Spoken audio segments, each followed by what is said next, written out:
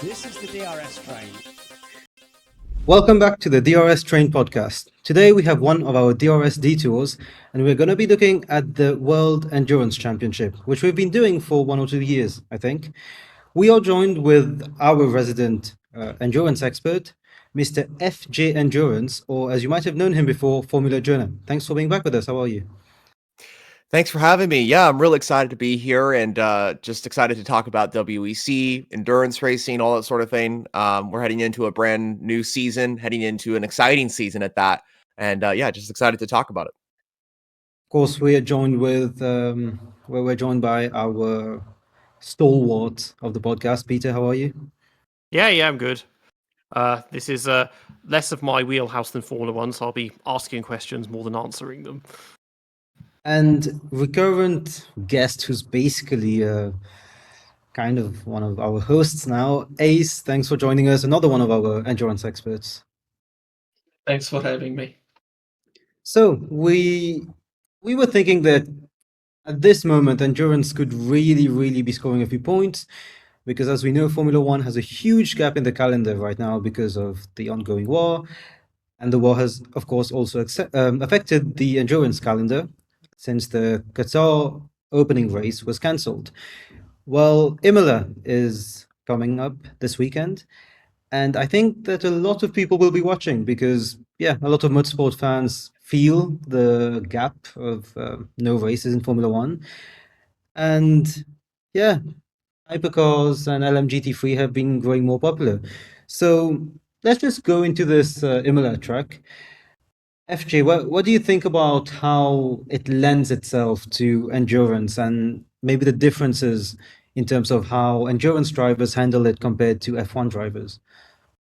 Well, yeah, that's the thing is that, Imola is a Formula One track. It's more based around the F1 schedule, or has been in the past at least. So for endurance racing, it's quite new. But it still provided some incredible racing. The first time we had Imola in the WEC was in 2024 when it replaced Monza. Monza was dropped from the calendar, and then Imola was reinstated as the Italian endurance race. And so far, it has been a very, very exciting event. We've had 2 races there in the past. 2024 was a pretty intense one. We had some rain impact that race. The strategy worked out really well for all of the entries, and in all honesty, it provided some of the best racing we saw across the year. And it was action packed across 2024 and 2025 as well. And I think the biggest thing heading into this race is the unpredictability that we'll see, because it can just be really exciting, the 6 hours of Imola. So especially now that it's hosting the season opener, I think a lot of people are going to be tuning in, and hopefully a lot of people will be going in person as well. And do you think we should expect very different results to last year, or is it one of those situations where it could be completely random? I mean, there's a lot to talk about for sure in terms of the results. When it comes to hypercar, there is a big, huge just divide compared to last year. Last year, it was kind of Ferrari that had the upper hand. They ultimately won the race in 2025. This year, it really depends all on the BOP, and it depends how the competition stands. We'll get into this, of course, throughout this podcast, but we have a lot of new upgrades to the hypercars this year, a lot of new Evo upgrades, which we definitely will talk about for sure. So it depends how that's going to play into it. And then another huge factor that we'll be talking about throughout this podcast is that we've lost one of the major brands from the hypercar category, Porsche, who of course scored a double podium here at Imola, I believe back in 2024 on the event's debut. They were a major brand in the fight at Imola and the top of the WEC. So to not have them there, that's going to free up a lot of space for some other brands that may have not been able to get an opportunity. So there's a lot to look forward to, a lot to go into. But I think to answer your question, yes, we're going to see some different results compared to last year. So the way I wanted to look at this was to just look at the standings from last year and just go team by team. But just like in Formula One, I feel like there's a lot of attention on the newcomers. So there's been a lot said on Cadillac and Audi in Formula One.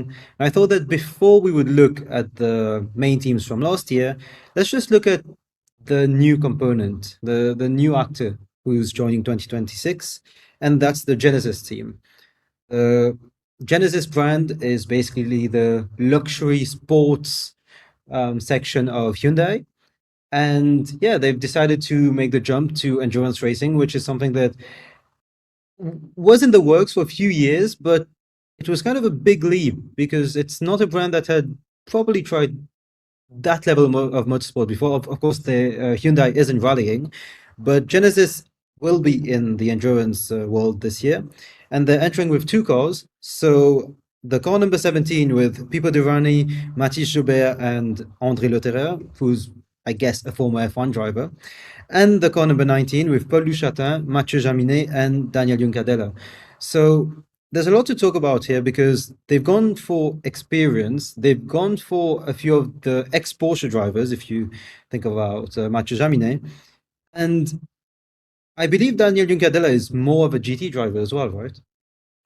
Yes, for sure. So the lineup at Genesis has been credited as actually one of the best lineups on the current grid, even though it's brand new. So that's what's huge about this is that Genesis are bringing in this talent. You got Pipo Derani, a two-time IMSA champion and multiple Le Mans starter. Andre Lotterer, as you mentioned, former F1 driver and also three-time overall Le Mans winner and the WEC champion twice in two different eras during LMP1 and Hypercar. And then you have a newcomer in car 17, Joubert, the French racer, of course, coming into that lineup. He's brand new to the WEC, one of two drivers on the grid in Hypercar that's brand new to the racing scene in the WEC. We can get over into another one who's actually from the F1 world as well. He's only 21, I'm just seeing. He's 21. Yeah, 21, very young, and he's been involved in the prototype ranks. He was part of the Genesis trajectory program, which was to build up drivers involved in the WEC, and he's now officially making the step up to the car. To be honest, when that lineup was revealed, I was very surprised to see him with the two most experienced drivers in that Genesis affiliated lineup in Pipo Derani and Andre Lotterer. And so it's great to see him there, and he's going to learn a lot from those two and hopefully add a little bit of experience and talent to that lineup as well. He was in one of the more followed LMP2 lineups of Le Mans last year, as he was with Andre Lotterer and Jamie Chadwick, of course. So yep, his name was in the fray, but yeah, you don't tend to see such young drivers at the highest echelon of endurance racing.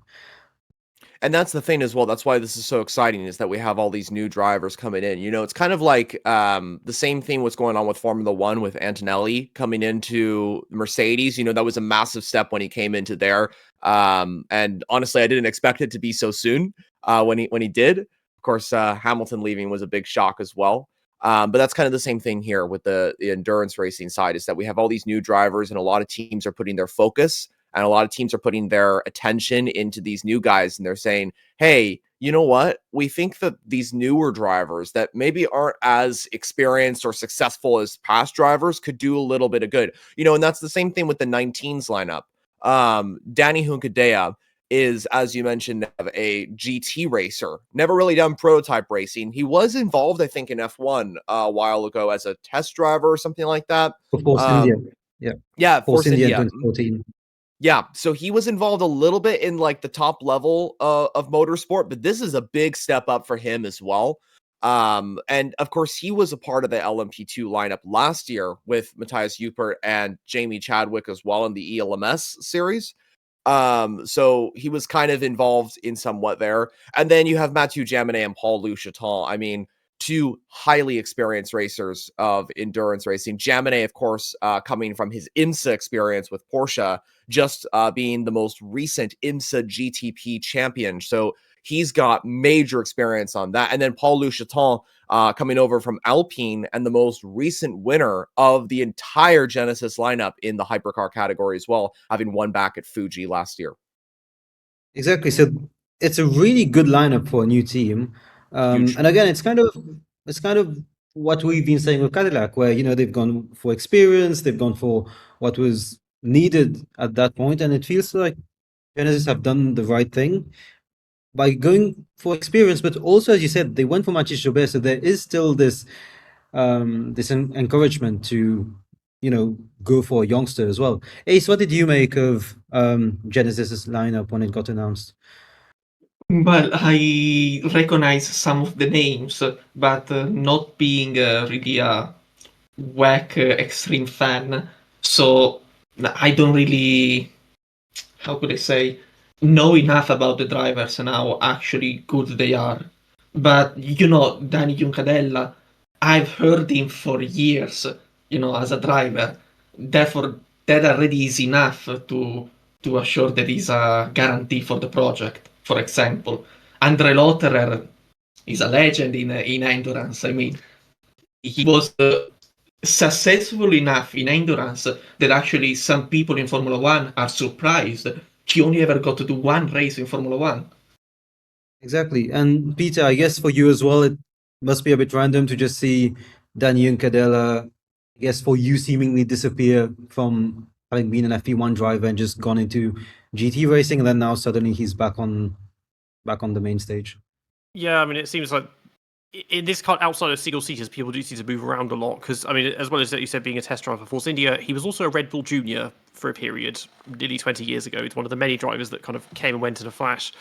But yeah, it does seem like there's a lot more in terms of driver turnaround, and as well as WEC, you get people doing IMSA and ELMS and all the other stuff at the same time. So there's a lot of flexibility of drivers. And FJ, one thing I did want to ask is, we've seen the new teams recently all take quite a lot of time to get used to how to manage a race and how to conduct testing and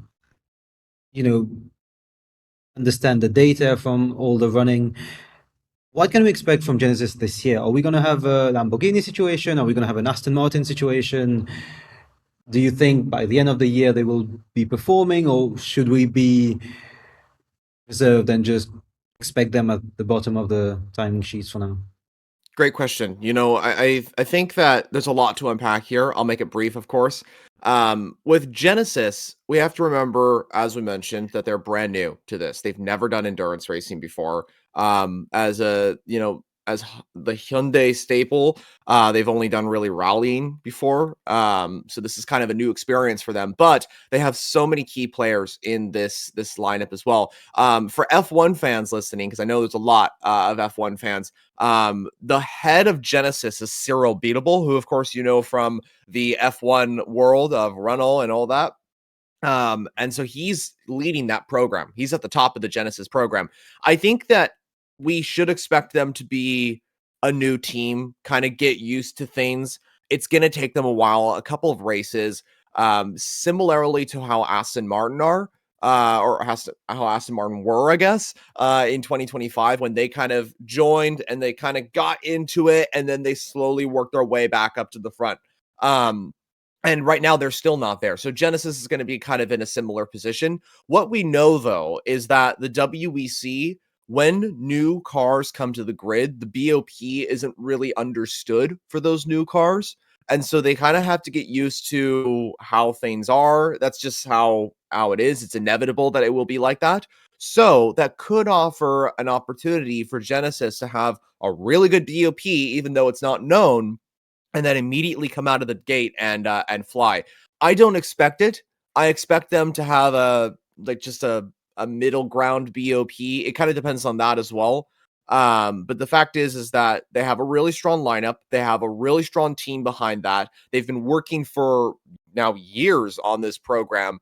And they're coming into a lineup as well of WEC hypercar teams that are experienced, but have been showing a little bit of problems as well. So they could benefit from that as well. I see Genesis becoming this powerhouse, or at least this team that is a real threat for some solid points around, I would say, round 4 of the championship, around the summer break. So I would say after Le Mans at Sao Paulo, that's where we're going to start to see Genesis going up the order a little bit. You're going to start to see improvements. I would not expect anything in the first 3 rounds at Imola, Spa, or Le Mans. It's going to be a learning game for them in all 3 events. But Sao Paulo, around there, Coda, towards the end of the season, the second half in particular, that's where we're going to start to see them start to make some of those improvements. We're going to see that for sure.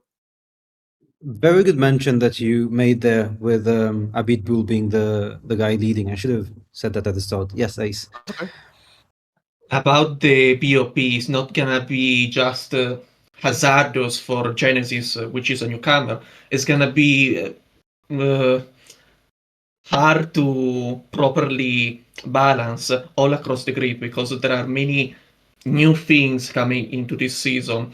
And Yep. so there are many changes to the cars, aero tokens, there are new tires, there's a new wind tunnel in which every car has to be validated. And so I think for the first 2 races, there's going to be some unbalance because the system has to find the balance between the new properties of the cars and the teams themselves understanding of their own cars.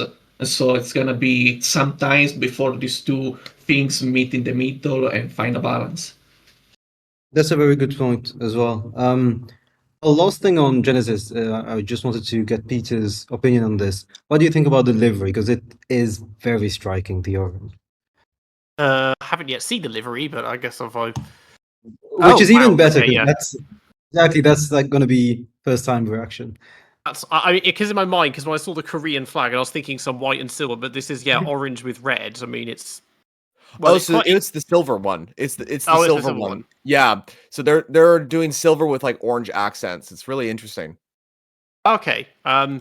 Yeah. Well, the F1 liveries have improved this year, but they're still not quite as colourful in that in many ways. I think just having more.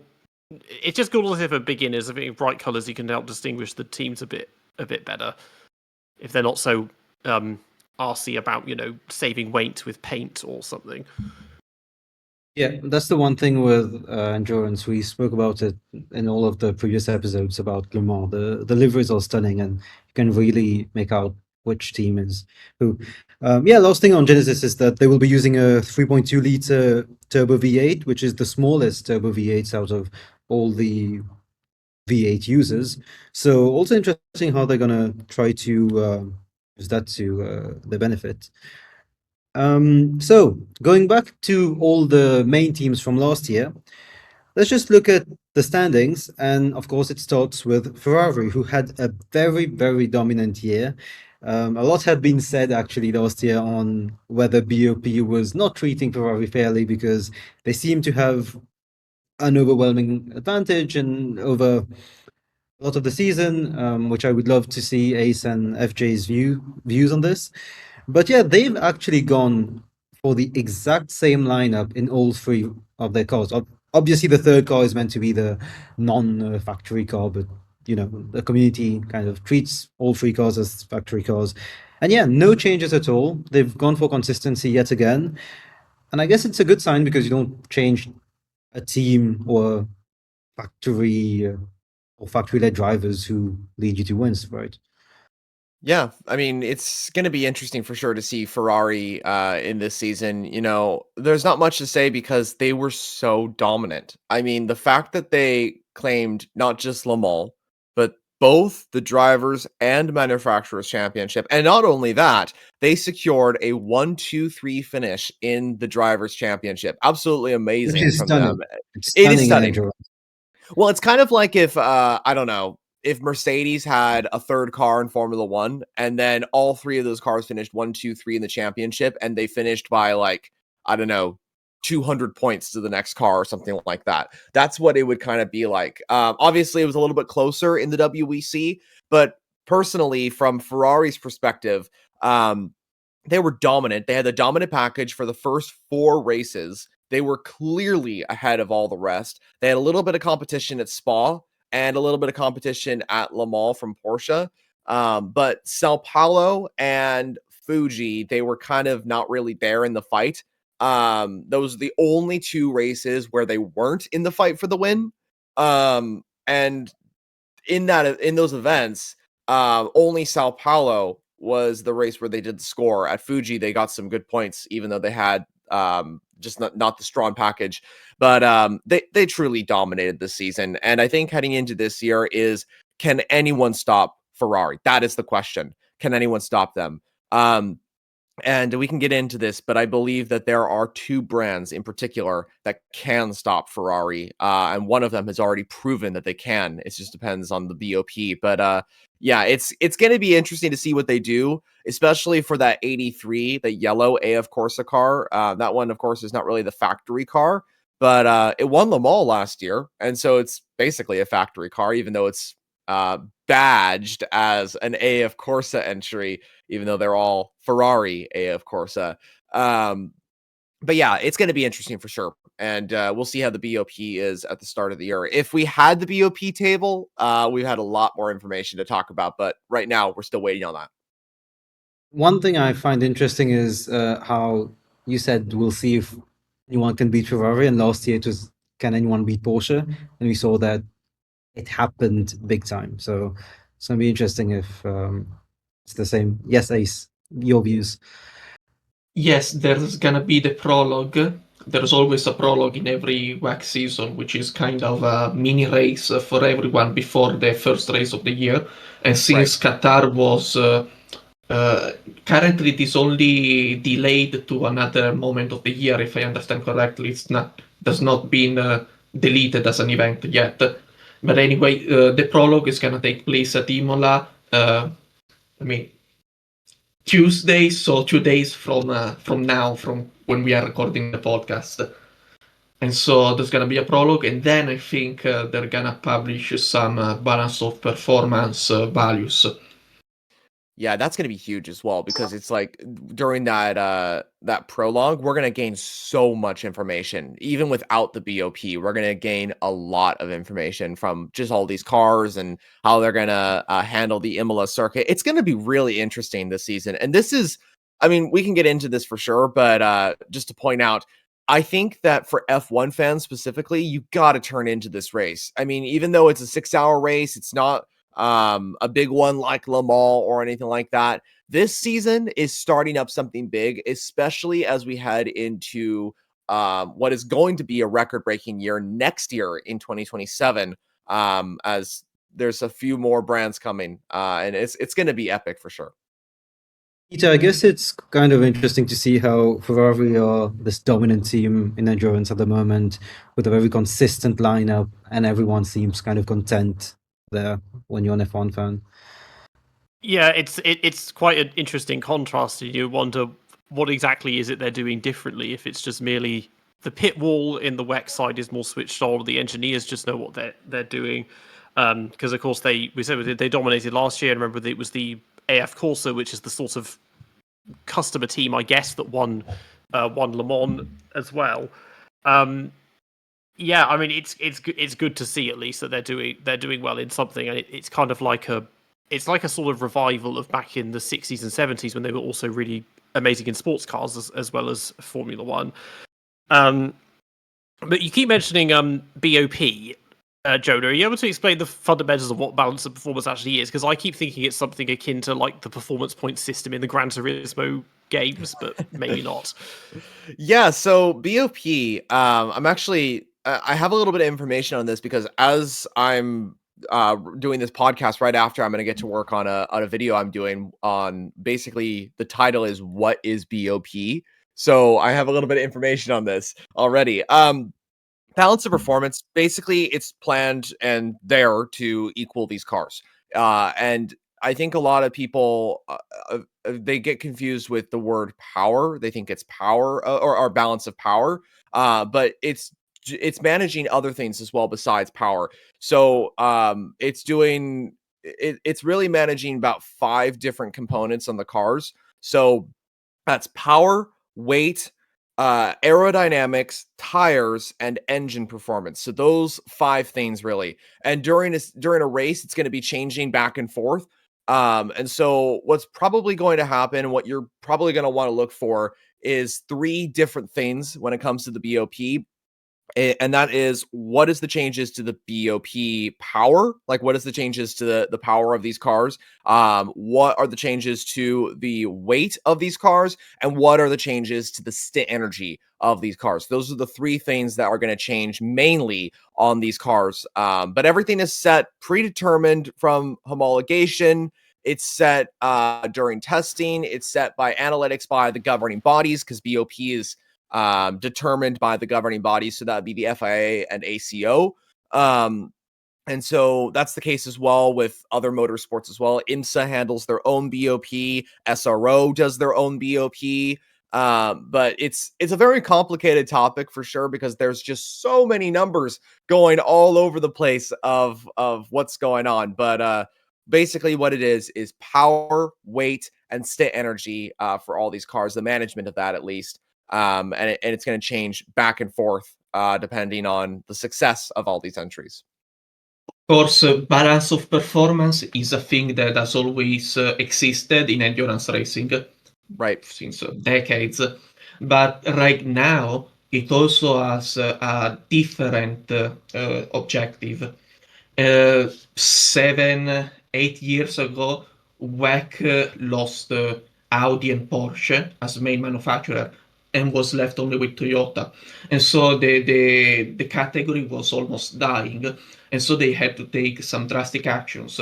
And one of those was to allow the endurance cars that were racing in the IMSA category, which is basically endurance for North America, also to race with the endurance cars designed for European endurance and also Asian for the WEC category. And so the ones from IMSA are called Le Mans Daytona Hypercars, and the ones from WEC are called Le Mans Hypercars. And the Le Mans Daytona Hypercars follow a set of regulations, and the Le Mans Hypercars follow a different set of regulations. And so inherently, how can you balance these 2 things to have fair racing? And so balance of performance is used to balance these 2 categories of cars. And then, on top of that, it tries also to balance out the performance across the whole grid. Its main objective is to allow Le Mans Daytona Hypercars and Le Mans Hypercar to race at the same time without disadvantaging either ones. Now, with this promise, in my opinion, I think the Le Mans Hypercars always get advantage somewhat. The Le Mans Hypercar rule set is more open with respect to the Le Mans Daytona Hypercars rule set from IMSA. And so what we saw in short was Toyota dominance in 2023, and Toyota has a Le Mans Hypercar, and then who took over? Ferrari, which has a Le Mans Hypercar. And instead you have Cadillac, Porsche has now left, you have Alpine, you have there was another one, but I forgot. All these cars, they follow the Le Mans Daytona rule set, and you hardly ever see them competitive or dominant. We only ever saw Toyota and Ferrari having a dominant season so far. Yeah, and that's a really good point to mention as well. BOP, there's so many talking points here. So BOP having been established a couple decades ago, as we talked about, I think it was 2005 in the FIA GT3 ranks when the FIA kind of introduced BOP. The WEC tried to introduce their own kind of balance of performance. It was called EOT, equivalence of technology. And that was to kind of balance out engine parameters and hybrid power in 2014. And then they kind of morphed that into a more BOP set regulation in 2017. And so it was kind of, it didn't really exist until the hypercar regulations came in 2021. And that's when BOP was introduced into the WEC. But I think a very key thing as well that Ace pointed out is that BOP for the prototypes is really, really focused on establishing an equal performance between the LMH and the LMDH cars, because basically these are 2 different regulations. They're similar. Two different regulations, though, from two different championships. They're coming together to race at Le Mans and big events at this for top flight endurance racing, all with the same lap times and all competing for similar performance. However, as Ace pointed out, the regulations are different, and they're very different. They kind of help different areas as well. For example, one factor that a lot of people misunderstand online is that actually one of the biggest differences between these two regulations is that the LMH cars can be four-wheel drive, where the LMDH are only rear-wheel drive. And so that is one of the huge changes between these two regulations, where, as Ace pointed out as well, LMH, they have more freedom. LMDH, they have more restrictions. LMDH is cheaper than LMH, but LMDH also has, you have to pick a certain type of chassis from one of the 4 approved manufacturers. For example, we've been talking a lot about Genesis during this podcast. They chose Orica as the chassis supplier, and that's one of the best chassis on the grid as well. And so all LMDH cars have to pick a certain chassis. They have to have a specific battery supplied by Bosch. They have a lot of components that are supplied. LMH has more freedom, and that's also the regulation where cars can be derived from pre-existing road models as well. So, for example, the Aston Martin Valkyrie, as we know, is a road hypercar. It's on the road. That car is a Le Mans hypercar, and that entry was derived from a pre-existing road model. So the fact of the matter is that there's a lot of differences between these two. Currently, I believe there are 4 LMH cars on the grid. That's Toyota, Ferrari, Peugeot, and Aston Martin. LMDH has, let's see, Cadillac, BMW, Alpine, and Genesis. So 4 different brands there as well. And then next year, we have 2 more LMDH cars coming into the grid. And just to point out as well for viewers that may not be aware, there are a couple other LMDH cars that are racing around the world. For example, in IMSA, Porsche, Acura, both LMDH cars. Lamborghini also has an LMDH car, which is hopefully coming back as well. So there's a couple other entries as well. So it sounds then like Go on. it sounds like the BOP. Before just one moment to reminisce about Isotta Fraschini, which was a Le Mans hypercar, but it's not coming back, Isotta Fraschini, and it kind of breaks my heart. I wish that's my favorite, but yeah, I don't think it's coming back. Peter, what were you gonna say just a moment ago? So it sounds like BOP. It sounds like it's the kind of catch for the fact that WEC seems to have a lot more technical freedom than Formula One, because they're famously restricted with Formula One, and the cars are all basically the same. But in this, even just the engines alone in the hypercar category, there seems to be quite a mixture of both sizes and configurations in a way that we haven't seen for probably 40 or 50 years in Formula One. Rather than saying that WEC is more open, you have to think about basically endurance racing and Formula One are trying to achieve the same thing. Some kind of channeling of the performance so that you don't have a massive field spread of the grid, but you want to reduce it eventually in time. In Formula One, that is done by giving one unique rule set, quite restrictive, but then everybody is allowed to develop on it as much as they want, whatever way they want within the rules. And then the convergence of the performance across the grid is expected by time. By some point, everybody is going to converge on the same philosophy for maximizing the rule set, and also on various other factors like oh god, I forgot the name, the maximum money spent in a year, the budget, and also the amount of wind tunnel and CFD time you get. Instead, WEC tries to achieve the same thing. They give a wide amount of choices to every team on how to build a car, but then they say your car has to weight minimum this. It can have at most this amount of power, whichever engine you decide to use. What amount of power, but it's gonna be I think it's 520. 800. think it's Thank 520 you. kilograms, I think, yeah. Or sorry, not kilograms, kilowatts. My bad. 520 kilowatts, and then you also have a limit on the maximum amount of downforce your car can generate. So actually, in WEC, the convergence of performance is because the rule set says you cannot have more performance than that.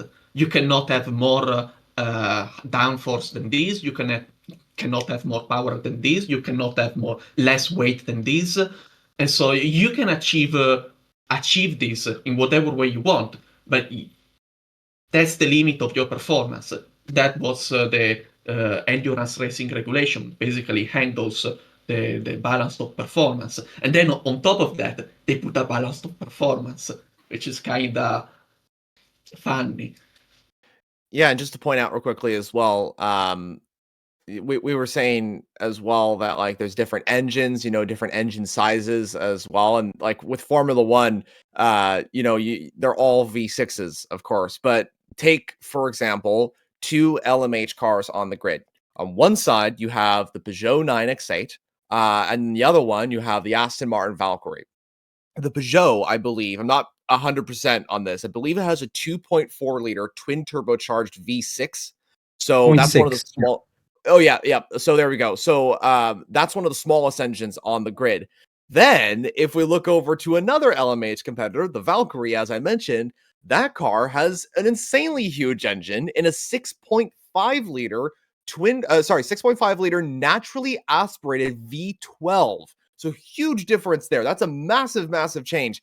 But yet these two cars compete on the same platform, LMH, and they compete for overall victories and secure similar lap times. And that is just highlighting the freedom that we have in the WEC. But at the same time, it's about how do we control that? Because on one side, it may seem that one car can just dominate the entire thing, like we have seen in the past in the LMP1 regulations. And obviously, that just doesn't work. It's just predictable racing. It's kind of like when Red Bull were dominating in 2022, or when Mercedes were dominating in F1 in the 2014 hybrid era. That it's kind of the same thing with the WEC, but in an extreme level compared to everybody else, to the point where it's like 3 minutes faster lap times for the LMP1 cars versus the privateer LMP1 cars or the smaller brands. And obviously that was not the case. They couldn't have that. And so BOP was established in hypercar, and here we have somewhat equal performance, but obviously there's problems with that too. I think that was perfect timing for you, Peter, to ask about the BOP and the regulations, because it fits in perfectly after the newcomers and the dominating teams analyzes, and now we can go to all the teams that are actually going to challenge Ferrari and try to, yes, exploit the BOP, if we want to be a bit cynical with the term. And their main competitor on paper should be the team that finished second last year in the standings, and that is Toyota. Not Gazoo Racing, but Toyota Racing, because they rebranded in a big fuss, which a lot of people have had a lot of opinions about. They've rebranded as Toyota Racing, and I think there's Toyota. What's the rallying division called? I think isn't that just they Gazoo divided Racing? Gazoo Racing into 3 different thingies, which I believe are called. Give me 1 second. I think it's Toyota Racing and Gazoo Racing now. 'Cause the Gazoo one is still the title sponsor of Haas. Yes. Yeah. Yeah. Gazoo Yes, is now so the it became customer Toyota Racing and Gazoo Racing, exactly. So they divided that. Go figure.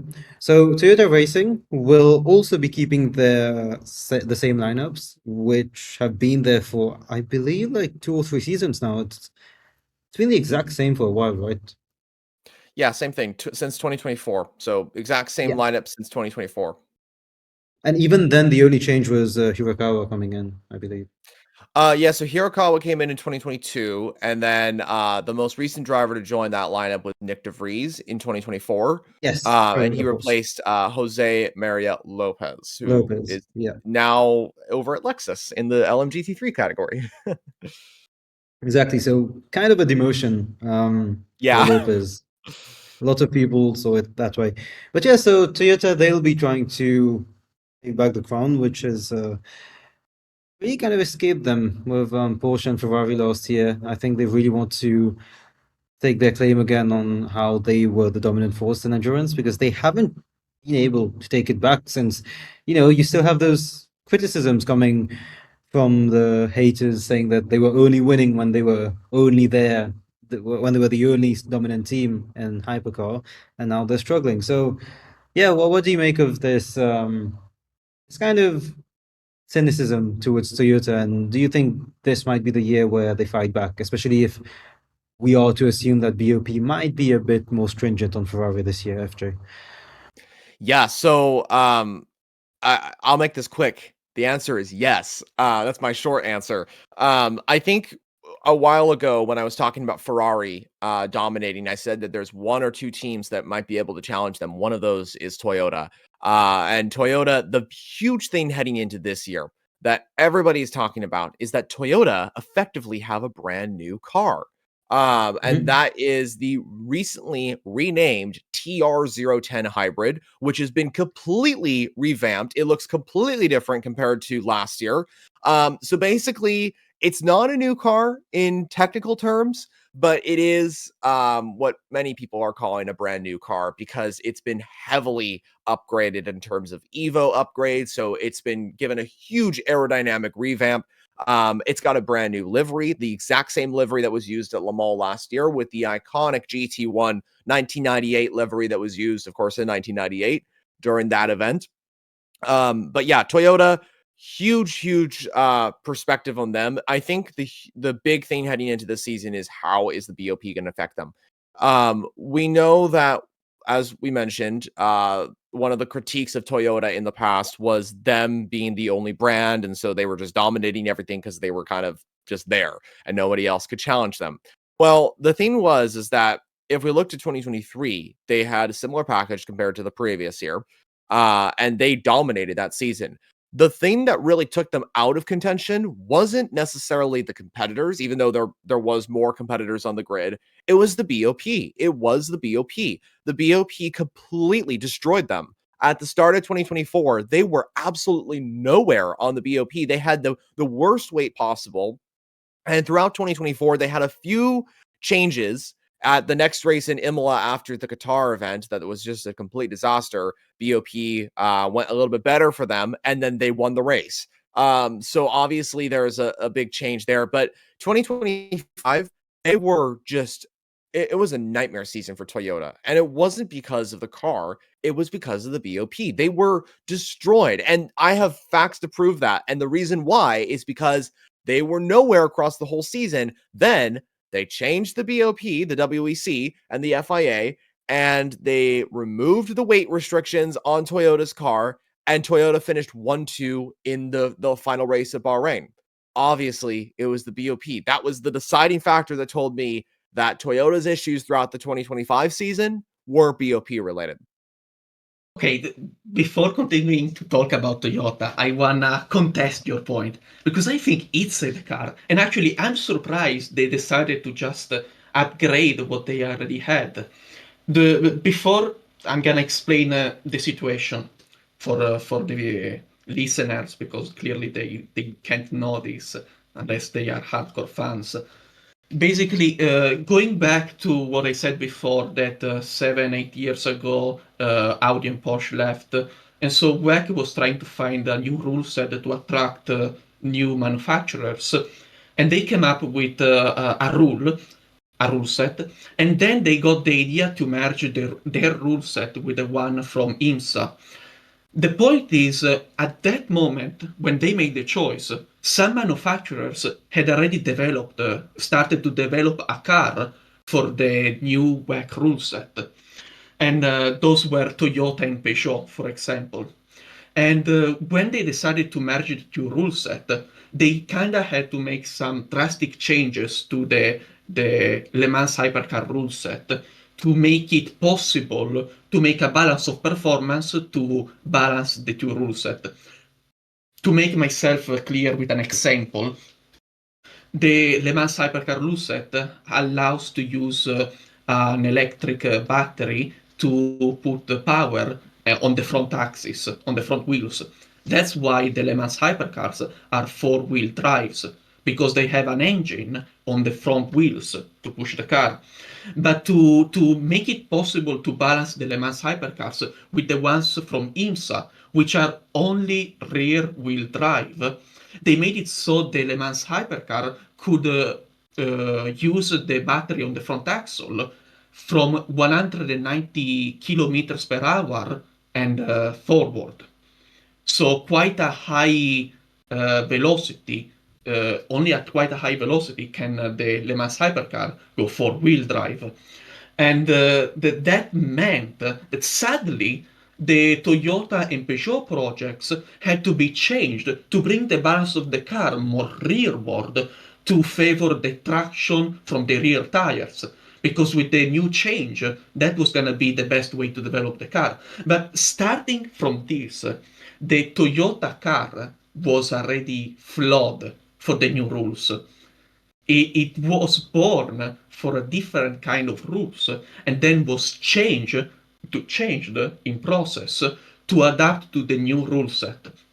And so the Toyota car, the Le Mans Hypercar, was always born flawed in some way. And Toyota had a massive advantage in experience, and the Ferrari and Porsche main competitors only joined in 2023. And so in 2023, Toyota dominated because they had more experience. Then in 2024, they started falling behind, and in 2025, they were massively hampered with this obsolete car. And what FJ Endurance is saying about the BOP is very true, because the problem Toyota had last year was top line speed. They were lacking top line speed, and they were lacking top line speed because they needed downforce. They needed to reach the maximum allowed downforce from the car, but the balance of performance was forcing them to run very heavy, and so they had to put more downforce on the car, and that meant that it compromised the top line speed. And so as soon as they lowered the minimum weight of the Toyota, it won again a race. But the problem doesn't change. The car is flawed. The maximum that Toyota can achieve with this car cannot be the same as what Ferrari can achieve with theirs, which was born for the Le Mans hypercar rule set, the final one.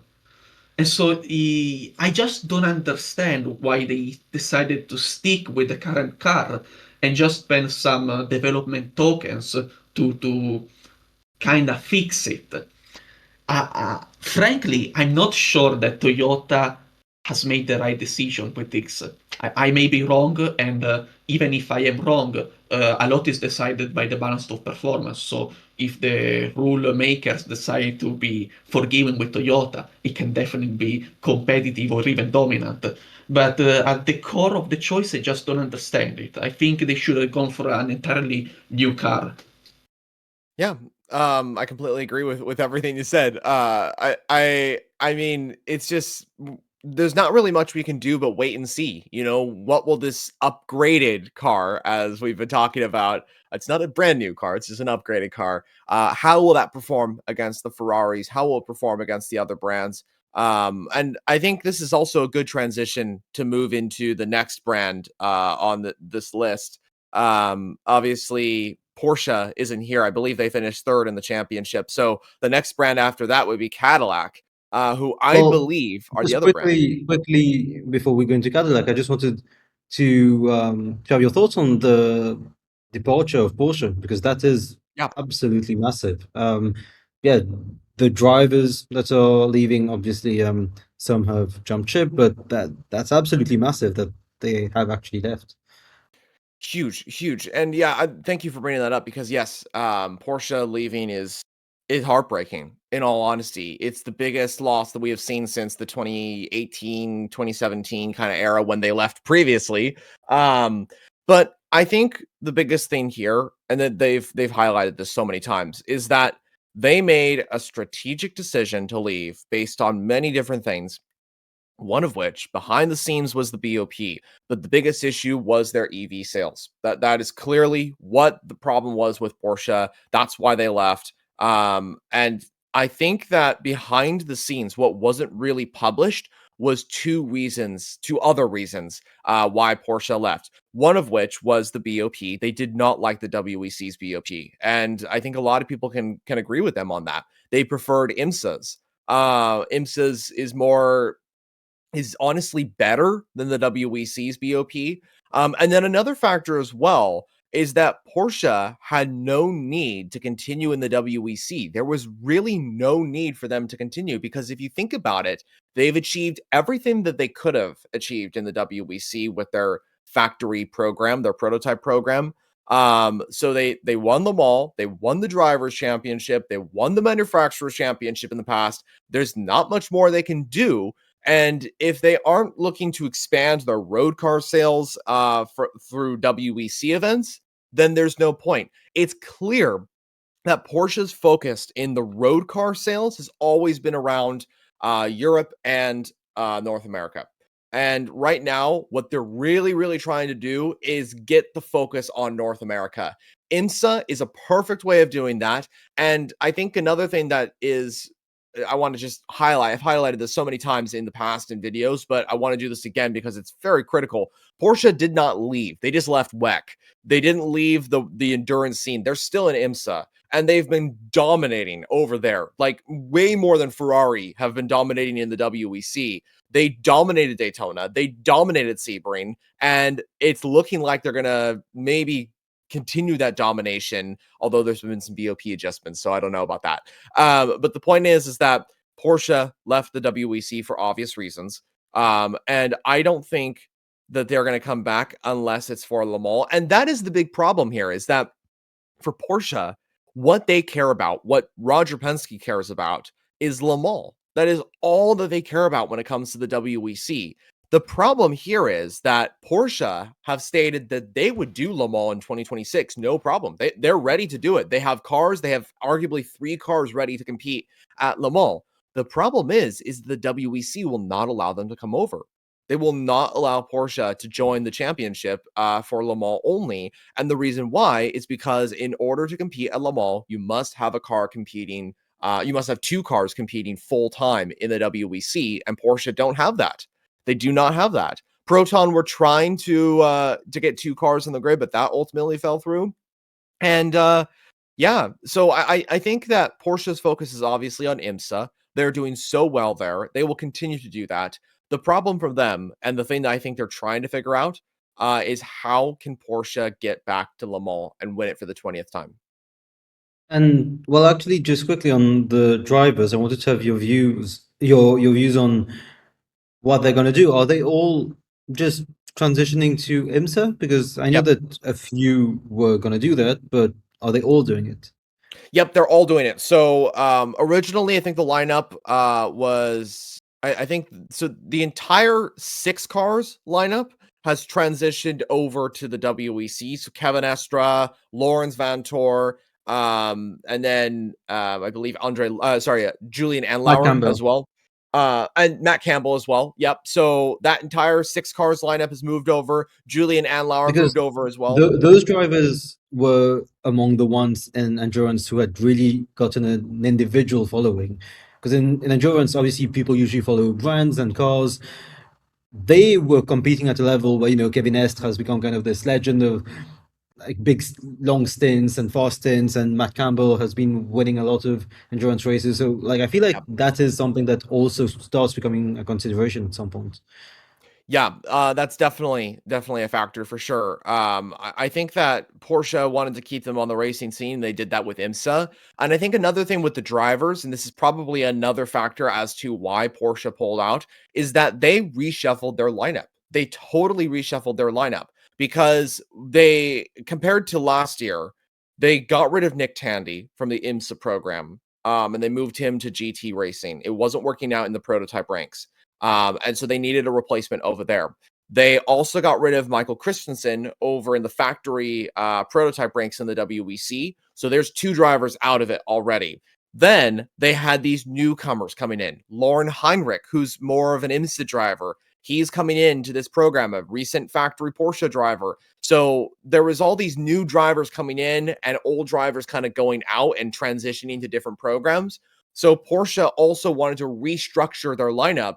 And the only way for them to do that was to head over to IMSA, where they could theoretically do that. And the thing is that right now they only have 6 drivers, because they totally reshuffled everything into the 6 primary racers that they wanted, and it's worked out beautifully, actually. It's a shame. I mean, I'm quite a big Pascal Wehrlein fan, and it was great to see him at Le Mans. But I think that the era of kind of trying Formula E drivers into endurance is kind of going, because, as you said, Porsche are trying to focus a bit more their efforts into the different categories. And as you said, they're very much intent on winning Formula E for now, because they want to get some EV reputation. Quickly before we go towards Ace, I guess, Peter, what I was thinking of relating to Formula One when Jonah was talking about how their team, who's kind of won everything they had to win, and they refocused their efforts in another department. Isn't it kind of something you can see with something like Red Bull at the moment, where it seems like everything's kind of falling apart, and Verstappen might leave, and the key members are leaving, and you're like, Red Bull have done everything they could ever set to achieve. And is it something that you think might become a consideration if Verstappen leaves? Maybe, yeah, but at the moment, I don't think the downfall is intentional. It's more that just because things aren't going his way, Max is venturing out elsewhere because he doesn't feel satisfied. It's not. But for the team itself, in terms of the structure, it has definitely become a bit messy in the last few years. Yeah. I don't think it's because the feeling is we can ease off because we've achieved so much. I think there's a lot related to Christian Horner going on behind the scenes that's been causing those sorts of turmoil and people to leave. But it never seems. It isn't often a thing in many series that people think, oh, we've done everything. Well, as a team, to say we've done everything we need to do, so let's just start easing off and do something else. I mean, drivers do eventually, because Max has hinted at that himself. It's usually kind of against their will when things start going wrong for one reason or another. And Ace, you thought about Porsche's departure? My very down to earth consideration was that last year, and I remember the podcast we did from last year, and you were very angry because the Porsche, which almost won the race, did literally nothing wrong throughout the entire 24 hours and still couldn't beat the Ferrari, who had a couple of mishaps. So I remember you being very angry about that. And I think maybe this is also a reason, because they saw, of course, we have to clarify, Le Mans is different from the other races on the calendar, because the other races on the calendar of the Endurance Championship, they have a balance of performance, which tries to balance based also on the performance they saw from the previous races. Le Mans does not do that. Le Mans strictly balances the performance of the different cars based on the homologation data of each car. And so if, I don't know, for example, Ferrari had won the first 2 races last year, they went to first 3 races, they went to Le Mans, and they didn't get sunk into the ground to balance the dominance they had in the first 3 races. They didn't do that. It happened after Le Mans. After Le Mans in Sao Paulo, Fuji, and then Qatar, no. What was the last race? Bahrain? Yes. Bahrain, yeah. There, Ferrari wasn't as dominant, but in the first 3 races it was. And when they went to Le Mans didn't do anything to apply a balance of performance that isn't strictly balancing the performance of the cars. And so what we think is happening is that Ferrari has the best car in endurance, in WEC, because they joined in 2023, and in 2023 they won the race. In 2024 they won the race, and last year they won the race again. And Le Mans is the only race which only balances the cars and nothing else. And so one has to believe Ferrari is the best car in endurance. And it also comes to help this belief that there is an anecdote in which the Ferrari team principal in WEC, Antonio Coletta, dare I say, okay, Yep. in a meeting at one point said, why don't we just get rid of the balance of performance? And everybody else was against it. There was only Ferrari that was pro abolishing the balance of performance. So one has to believe Ferrari believes to have the best car. Just like in Formula One, Mercedes was the only one who didn't want to change the engine rules last year. And so everybody started saying if they don't want to change the rules, it's because they are very confident in the engine they made. And now we have the proof that the Mercedes is the best engine. So, there's quite a strong reason to believe Ferrari in endurance is the overall best car. At least until last year, we will see this year there are many changes incoming. Yeah, well, good reminder about the Porsche thing, because I do feel like if as a team you've done absolutely everything you think you could have done in a race and you still finish second, it's gonna be a bit of a bummer. But I think now we can transition to a team that I believe are firmly the outsiders. We looked at the champions, we looked at the challengers. I think the Cadillac team can firmly be seen as the outsiders because they. Would I be right in saying that they surprised people last year, Jonah? They did maybe a bit better than people expected. At least I didn't think they would. They would be so consistently at the top. They won the race in Sao Paulo, and they finished very close to Toyota and Porsche in the standings as well. So they were in that little group of teams just below Ferrari. Yeah, I think a lot of people were surprised by Cadillac's performance, specifically at Le Mans. I knew that they were quick at Le Mans, but I didn't secure a double front row lockout at the qualifying. I think Cadillac's problem right now is consistency. That is the problem that they have, is that they are not consistent. So Cadillac hurts Team Jota, established team. They've won Le Mans and LMP2. They've been super successful. They arguably have one of the best driver lineups, and we can get to that as well. There's only one driver that has left that program compared to last year. That's Jenson Button, who of course retired from racing. But Cadillac clearly had a strong package in 2025, but they lacked consistency. They had problems. 2025's season opener at Qatar, they were running 1-2 and arguably would have finished, I think, on the podium if it wasn't for the inter-team drama that we saw breaking the golden number one rule. Mark Webber, Sebastian Vettel style from Turkey in I think it's 2011, I want to say, with the Red Bull stuff. Is that 2011? 2010. 2010. Okay. I wasn't sure. But yeah, so kind of the same situation there. But Cadillac keep making mistakes. And they've had a little bit of bad BOP at a few rounds. Imola, Spa, a few races that they just didn't really have the best BOP. Le Mans and Sao Paulo, they had really good BOP compared to everybody else, which was great to see. So I think that Cadillac will surprise a few, especially at those events. And I was talking about this with my my podcast that I was doing with some friends, and we were saying that we think that Cadillac is going to put a lot of attention into Le Mans, into specifically this focus on winning the 24 hours of Le Mans. Because if you look at it as well, I won't go into huge detail about this, but Cadillac's focus as a brand, besides Formula One, besides all that sort of thing, their car sales are really focused on three specific areas: North America and China. Those are actually the two, so there's not three. Those two are specifically the focus for China. Specifically the focus for Cadillac. And in terms of the racing program, Le Mans is their only focus when it comes to the WEC.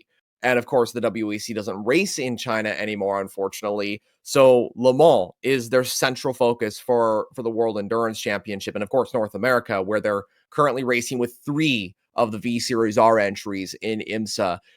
So a lot of focus is going into that. But the point is that I'm trying to make is that Cadillac's focus is on Le Mans. And if they want to branch out, maybe win a little bit more races, try and go for that title against Ferrari and Toyota, then they're going to need to start upping their consistency in 2026. And if they showed the promise that they did in 2025, well, there's a good chance they could do the same and go even further this year. I've got a question for you because you know better than me. But how does the development of the Le Mans Daytona hypercar work? Because from what I understand, they have one car, but then they have tokens of development for IMSA and then tokens of development for the WEC championship. And so, do they try to make developments that work for both categories? Do they develop the car for IMSA by themselves and the car for endurance in Europe by themselves in another way? And so they have two different development programs for the same car. How does it work? Yeah, so great question, and this is very crucial to mention considering Cadillac have an upgrade for this year. Basically, everybody, Cadillac has one Evo upgrade, and they apply it to both. They apply it to both simultaneously. They apply it to IMSA and WEC, and so that's the case for all LMDH brands and LMH brands as well. If they have an Evo upgrade, they're going to apply it all at once. So I think that. I believe that there are tokens for different. I don't know if there's tokens for the same championship or if it's separated into different ones, but I do know that they do have development tokens. I believe like there's 5 development tokens that you can use throughout a car's lifetime in championships. So for Cadillac, they just upgraded their car with some huge aerodynamic changes, which actually should improve a lot of performance. It's already improved it over in IMSA, where they've been like dominating qualifying. So yeah, for Cadillac, for sure, they have that Evo upgrade. And the case is the same for BMW as well. In exact replica, they have an Evo upgrade for 2026 as well, and they're going to apply it to both. I guess, Peter, the one F1 related thing here for Cadillac is that, as Jonah said, Jenson Button is leaving the team and he's being replaced by another former F1 driver in Jack Aitken. So not quite the same record as a British Formula One driver, but both did F1 and both raced for Williams for their first race. So there's that. They did. They have that at least in the same way as like describing when people talk about Lotterer as a former F1 driver. It's like he was an F1 driver for less than 2 laps in the end, wasn't it? It's same with Aitken. It was just the one race, but I guess it counts. But yeah, that is a quite a big loss, I think, to lose Button. But we've seen that a lot. I mean, the grid in general, there are a lot of ex Formula One drivers on it. I mean, like Kobayashi and Hartley and Bremy, they've been doing this for a very long time now. But Hartley, I guess, is an example that it's not always as easy as you would think making the transition between F1 and endurance racing, because it didn't really work out so well for him in Formula One. And one of the commentaries was that a lot of the tracks he was using kind of endurance racing lines and entry to corner because that's what he was used to. And obviously, some people can make the transition and others can't. Yeah, and that's the thing as well, is that a lot of Formula One drivers, the WEC and IMSA has kind of become like a way for them to get out of F1 and to move on. I think Toyota has 4. And Formula E. I think Formula E and WEC are the 2 big antechambers.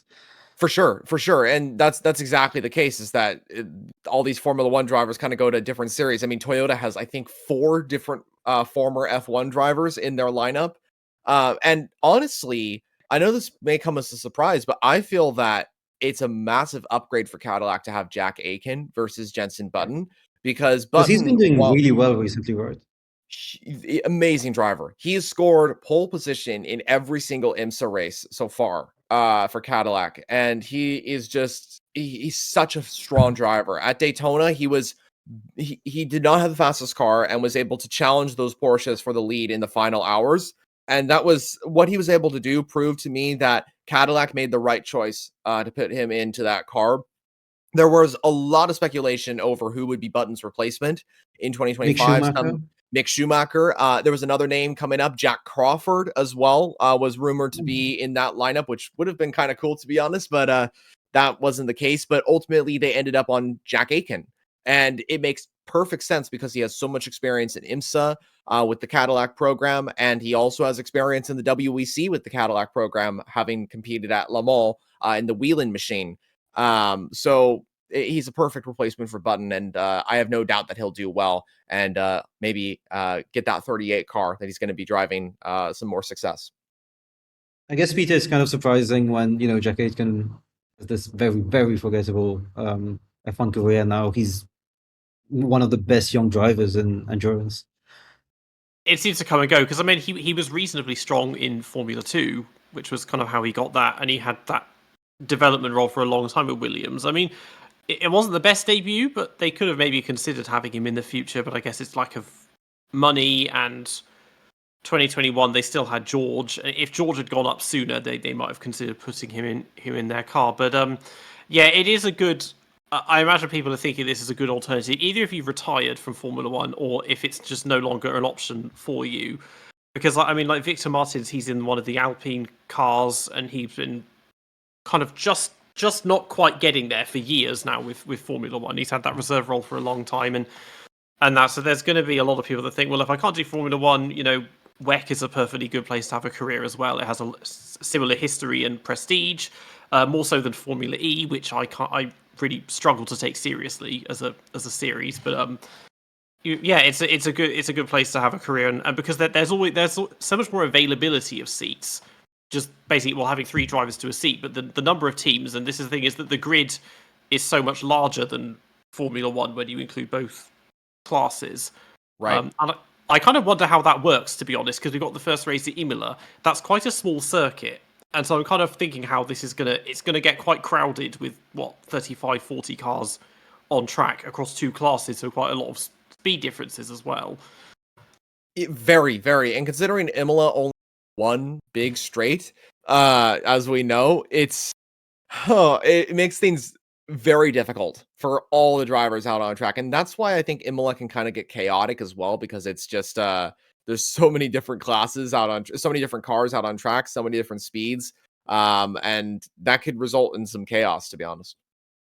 Yeah, actually, the fact that Imola is hard to make overtakes is a big plus on the strategy side, because teams know that they cannot make the overtake on track, and so you're gonna have the team that puts less fuel to make an undercut, you're gonna have the team that puts more fuel to try the overcut, you're gonna have the team that decides, since they're leading, they're not gonna change tires, and they do 3 stints in a row.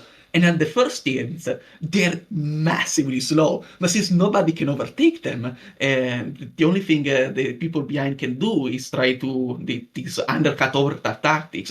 And so you start to see across the 6 hours that teams take widely different strategies. They take many risks on what they do with the strategy. And so if you really follow the Imola race, you start to see cars that follow each other closely because they cannot make the overtake, but they run widely different strategies. And so it's kind of like back when Formula One had refueling, which overtakes were hard, but it didn't matter because overtakes were done on strategy back then. And so that's kind of what you see in endurance, and to an extreme at Imola. I guess now we should probably move on to what I call the midfield teams. And I'm kind of going to put them in a bundle here. So you've got BMW, Alpine, and Peugeot. And BMW, they had an interesting season because they started with 2 podiums, and then it fizzled out last year. Alpine, they had 3 podiums, including a win at Fuji. But other than that, it was very much bang on midfield results. And Peugeot as well, they had 2 very strong races towards the end of the season, but otherwise it was mostly best results of 8th, 9th, 6th. So they have actually reshuffled their lineups quite a bit. So we've been talking about a lot of consistent teams and teams that were quite confident with what they had. Alpine had Louis Chatin and Mick Schumacher leave their teams. and well, two of their cars. And therefore, they went for Antonio Felix da Costa, who had a lot of LMP1. Was it LMP1 experience or was it Hypercar? Hypercar. Hmm. Yeah, hypercar experience, and then obviously was told to focus on Formula E, which was quite a big issue for him. I remember he was quite discontent about not being allowed to race in endurance at the same time as Formula E, when obviously Buemi and some others were doing it. And in the other car, it's actually Victor Martins who's been chosen in quite a big move, because as Peter was saying, he's been touted as a huge talent for the future to reach Formula One, did very well in Formula 3, did very well in Formula 2 without winning the championship, but then just didn't get that big move. So Alpine have that going on. And there's kind of a parallel with Peugeot, because Peugeot has decided to take on Theo Pourchaire, who I still say is the guy with the best Formula One feeder series racing record in the last 5 years, not to get a chance in Formula One. It is quite astonishing, the records that he has in Formula. Well, at the time, the records he had in Formula 3 and Formula 2, and I don't see how you finish fourth, second, and first in Formula 2 without getting a chance at Formula One. But he, after trying out his luck in a lot of series, and we mean Super Formula. I think he tried Formula E for a bit, IndyCar. He finally has found a home in endurance, so he will be a Peugeot full-time driver. And Nick Cassidy has actually moved on from Formula E after very successful years to join Peugeot. So a lot of changes in the midfield. I guess while P10 Ace just compute those changes and a lot of Formula One related information. Jenna, what can we expect from those midfield teams? Do you think they're actually going to rise to the occasion, maybe try to challenge Toyota and Cadillac and actually make them move up, and maybe getting on those new drivers and making this transition might help them? Or is it actually a sign of doubt? Yeah, so we'll bundle these midfield teams into one section to move on to the other topics that we have, of course, before getting into Aston Martin, of course. Yeah, so BMW, I feel like they are keeping with consistency. Same liveries, same driver lineups as last year, including Kevin Magnussen. So not much change over at BMW. The only big change is an Evo upgrade for that M Hybrid V8. And BMW, I think, will be able to challenge Cadillac, definitely. I don't know if they'll be able to challenge Ferrari and Toyota, but I think that they're going to be up there. If anybody from the midfield is going to take on those top three teams, it's going to be BMW out of those three.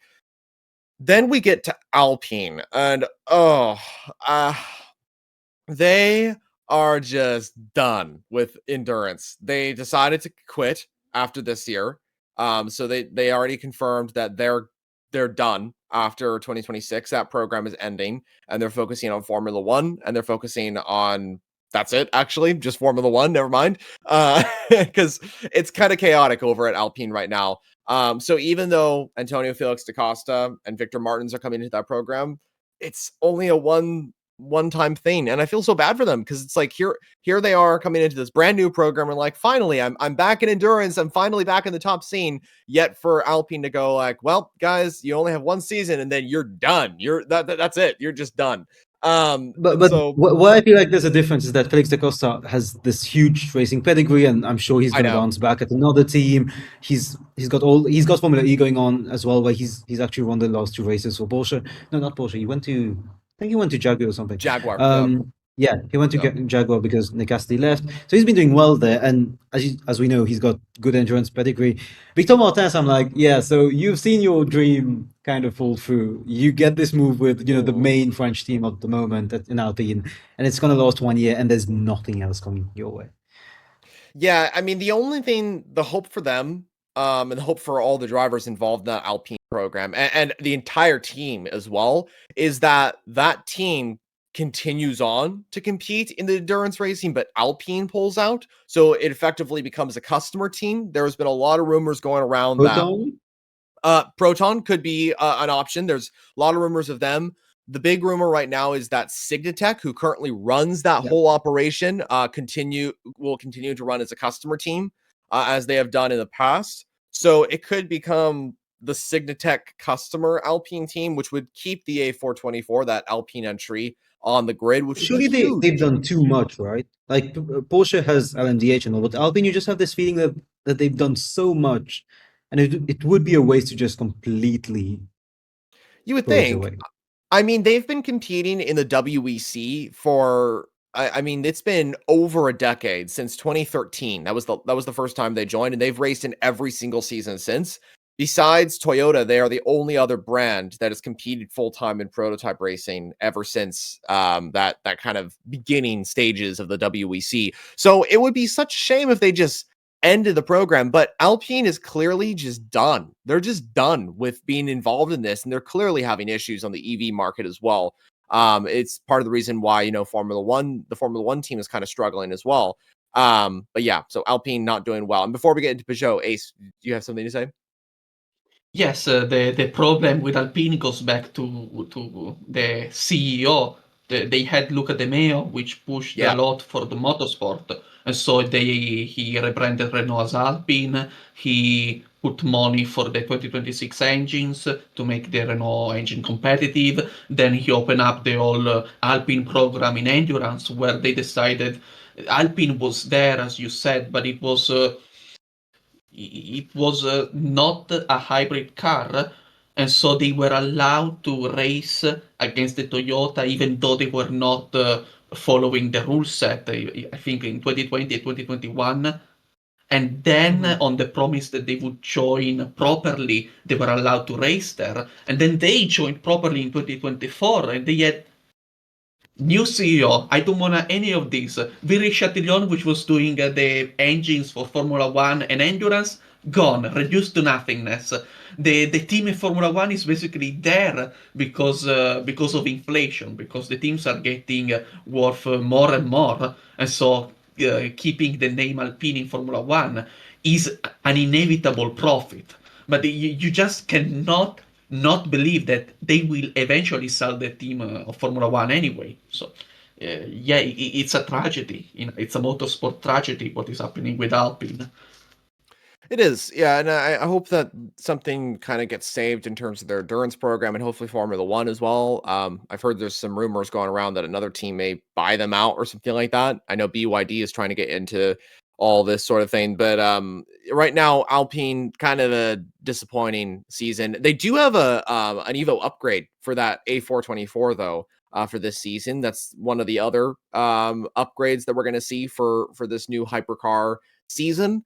So maybe that will allow them to get up there. They were strong in the beginning of the year. They had kind of this intermediate period where the BOP was just nowhere for them. They were horrible when it came to Le Mans and Sao Paulo and Coda. Those three races, they were just nowhere in terms of the BOP. Fuji, they kind of reclaimed a little bit of it, and then they went back down to being at the back in Bahrain. So it's kind of a weird situation. And then for Peugeot, real quickly, the 9X8, no Evo upgrade for that car, but it is still a car that can potentially get a good result. But I feel like ever since Peugeot joined a couple of years ago, I hold out this hope thinking that we're going to see the LMP1 regulations that we had in the past with Peugeot doing so well. We're going to see that car, that motive, that energy that they had from the LMP1 days rekindled into this hypercar program. But every time they just give me disappointment. It's just not really worked out for Peugeot. Of course, they have a few driver changes, which is good to see. But in terms of the drivers, there's a huge situation going on at Peugeot because they're about to lose two drivers of their program to McLaren. As Paul di Resta, who's a former Formula One driver, of course, looking likely that he's going to go over there. And then also it seems that another Peugeot driver, Malte Jakobsen, is going to head over to McLaren as well. Oh, and Mikkel Jensen, he was just over from Peugeot. Now he's over at McLaren. So yeah, three former Peugeot drivers looking likely to go to McLaren.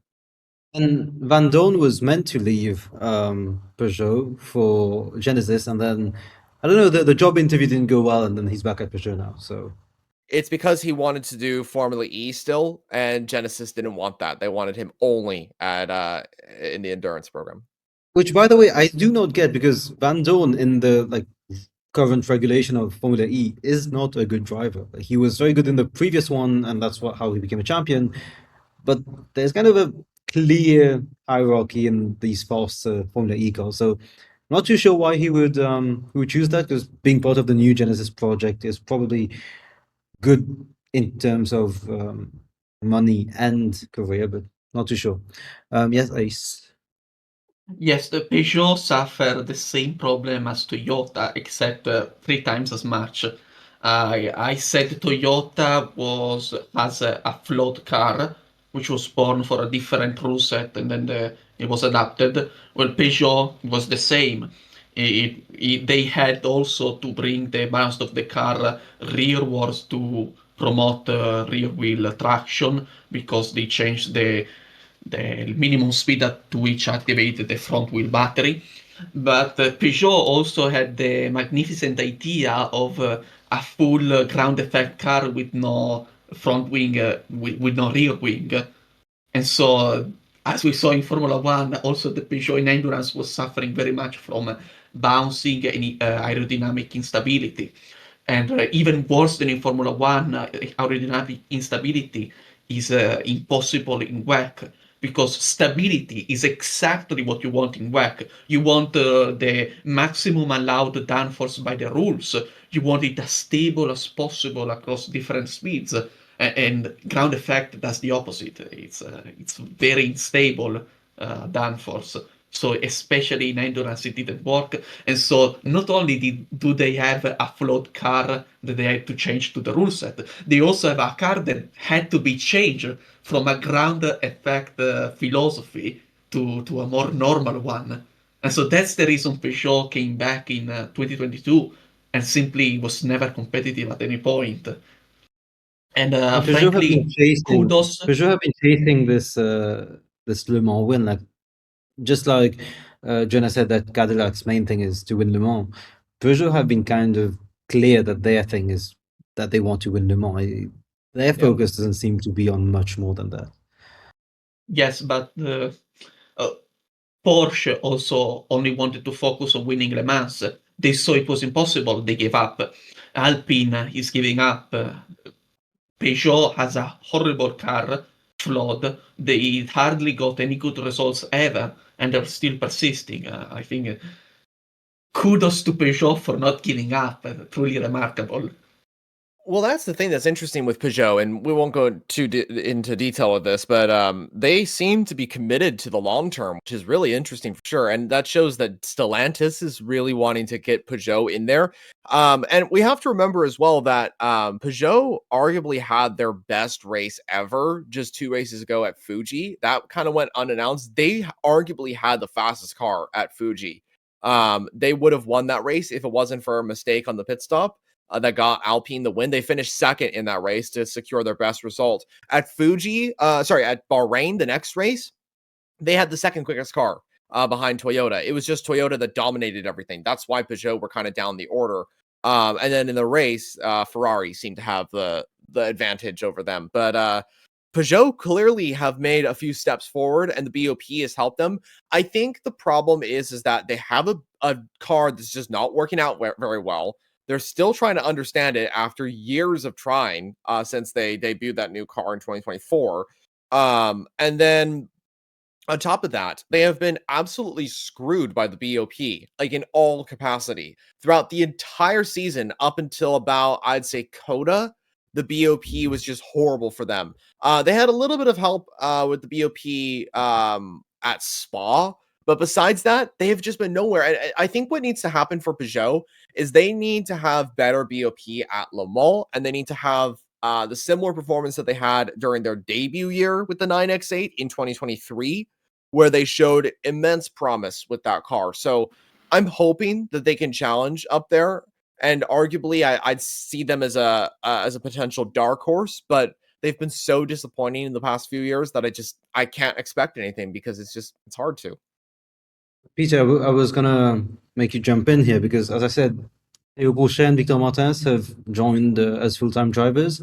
Théo Pourchaire because he's been looking for full-time drive for ages, I think, and Victor Martins because he does see it as his final big break. But as Jonah said, they're not going to stay in the sport, and yeah, it makes you think. Do you feel like Formula 2 is kind of reaching at this stage where you either really make it and you go into Formula 1, or you just have to keep on struggling in case you get this like big WEC drive or a big Formula E drive? If you think about Taylor Barnard as well, who jumped ship, Zane Maloney also jumped ship to Formula E. Do you think we're getting at the stage where junior drivers might not actually have as many options as it seems like people tell them they do? You can even think about Zach O'Sullivan, who went to Super Formula. I mean, at the end of the day, everyone that does Formula 2 does it with the intention of going to Formula 1, and it's only a tiny fraction that do. I mean, you're not really supposed to be going into WEC from Formula 2, because the people that want to do this specifically have been doing sports cars and endurance racing in the ladder to that. They haven't been doing single-seaters for the most part. So you can see that the ones that are like, this is a temporary thing, because if they still think that they can get that Formula 1 dream, they will take it. But other times it's like you may as well cut your losses and stay here, because you can get a lot of success out of that as well, and quite a cushy career. And Formula 2 is there needs to be more options in the junior formulas, because it was only like 10-15 years ago you could do like Formula Renault 3.5, the World Series by Renault, and these other things as well, whereas now it's just Formula 2. And so you will create this bottleneck because it's really expensive, and there's all the problem with the Mechachrome engines, and the fact that if you're lucky, one person from a grid of 20 will move up to Formula 1 the next year. But yeah, I don't know the ladder fully, but I imagine there are a lot more seats available to you in general, just moving up the ladder up to WEC eventually.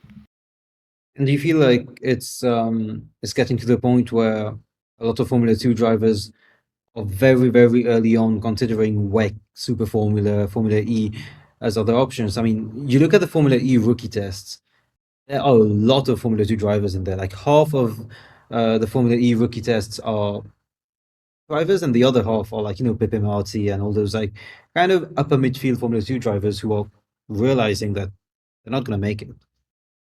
I think in a lot of cases, if you are destined for Formula 1, that's probably set up before you even get to Formula 2. And it's because doing it without being part of a driver academy is really difficult. And you probably already need to have been courting team principals and have been testing cars. Because even now, it's not quite as simple as just if you have loads of money, because then the guys, I can't remember the names off the top of my head, but some of the pay drivers in Formula 2 would be going up to Formula 1, but you need to actually have the ability as well. Formula E, it's almost disconcerting how many. It seems like anyone can do their like junior young driver tests or something. It's the most random mix of people. And it seems like the driver turnaround is very high, even though there are figures like De Grassi and Da Costa that have been there since the very beginning, more or less. WEC sort of has that, but not really, I guess, because the Toyota drivers have been doing this for a very long time, but then you will get new people, and people might start in one of the LMGT3 teams and then eventually get to hypercar. But yeah, I feel like maybe it exists already, but I feel like there needs to be like something analogous to like Formula 2 and Indy Next for WEC, because I don't know, I don't think like Elms would count as that. That's its own regional thing, like a sort of mini hypercar sort of thing. That's what ALMS is trying to be, I think, because they've just introduced the mini hypercar for the Asian Le Mans series, but again, that's like a regional series. So I don't know what they're planning to do with that, but yeah, they have a few. The hypercar class for ALMS is going to be interesting because what it is They want to buy like some Porsches and like old cars, right? Yeah. Well, it's giving the opportunity to the smaller teams. Like there's this team that's from Britain that has just acquired a bunch of Peugeot 9X8 cars, and they're going to race it in the ALMS series because they can. And there's also Van Wall, who's planned to race as well, and that's confirmed. So that's kind of interesting as well. But the interesting thing about that is that bronze drivers can race in there, meaning that basically they are. So that's like kind of like pay drivers, but more like drivers who are just wanting to do racing. They're getting an opportunity to drive in hypercars. So it's similar to what IMSA is. And if we're talking about like Formula 2 drivers going over to the WEC and all that sort of thing, I think that what it mainly is that it's mainly ex-F1 drivers that are going into the WEC. There's not many former F2 drivers. If anything, Yeah. it's actually F2 drivers and F3 drivers, like former drivers from there, going over to IMSA. So, like, for example, there's a team in IMSA. You guys may have heard of him. May have heard of them. JDC Miller Motorsports. They run a customer Porsche over there. They just acquired a couple of different former F3 drivers, which is really weird. So they have Kalen Frederick, who I believe was doing Formula 3 a while ago. He's just now been into that program. They've acquired another driver who wasn't going to make it to F1 by far, Timon Vanderhelm, who was a Formula 3 driver as well. He went over there. So there's these drivers that weren't really given an opportunity in F3, F2, and they're going mainly over to IMSA. You know, you take names like Louis Delatraz, for example, who's been highly successful over in IMSA, and that's where he's kind of going. So the WEC, if anything, it's it's ex-F1 drivers that are going over to the WEC top class, and for F2 drivers, it's more they're going into ELMS, they're going into IMSA, they're going into series like that, even though they are regional, like ELMS and ALMS. There's also an increasing number going to IndyCar as well, and there's like a three-pronged, three different series now that are basically attracting drivers that can't make it to Formula One. And a lot of them, it feels like a downgrade when you get F2 drivers like Dennis Hauger that then go to Indy next, because it does feel like sort of a step down. Like Asian and European Le Mans series, I mean, last time I checked in on the Asian Le Mans series was when Narain Carter-Kane was doing it, and they had like 3 races, and they were all in the Middle East or something, so it's not that well-rounded or whatever. But that and the European one, don't they use the LMP1 cars, or is it the same kind of cars you'll see in WEC in those series? So basically, LMP2. So basically what it's become is that ELMS, ALMS, those are the series for where LMP2 kind of went, because LMP2 used to be part of the WEC. Now LMP2 is kind of the top class in both ELMS and ALMS. Actually, as we're speaking, I believe there's the ELMS season opener going on right now, and it's mainly LMP2 and LMP3. ELMS will continue to be I believe it will continue to be the flagship championship for LMP2. Because there's not really a championship now that has LMP2 as the top class. There's a few races in IMSA where GTP cars aren't present, but LMP2 will be the top class in ELMS. And then as for the Asian Le Mans series, they still have that small kind of calendar, and there's only one race that's in like I'd say the Eastern Middle East, the Eastern Asian continent, and I believe that's a race at Sepang in Malaysia. So 2 races in Malaysia, and then they have 4 in the Middle East. But I don't know how they're going to expand. They need some races in like Shanghai, for example, or a race maybe in Japan or something like that. They need more events. Try to repurpose the Brook circuit. Yeah, they need something. They need more events on the Asian continent, and it's just like I don't know what they're going to be able to do with that. I think that there's been a lot of talk right now, and we won't go in. I won't go too much into detail about this, but there's been a lot of talk right now about Chinese car manufacturers getting involved into these hypercar regulations. Currently, there's 3 different brands that are curious about doing it. One of those is the Chery Group over in China. And they are interested in branching into ALMS first before going into the WEC. And that could bring Shanghai, for example, back to the calendar in endurance racing, which would be huge for China and for Asia as well. By the way, Chery, I'm not sure. Well, when I was in the UK, I never saw it, and I don't think it's big in the US. I've seen a few cars. I've seen a few Chery cars, like where I'm from, which is Mauritius. They're like, those tiny little cars. The K cars. We're talking. No. They are proper cars, but I'm trying to think of. They're the size.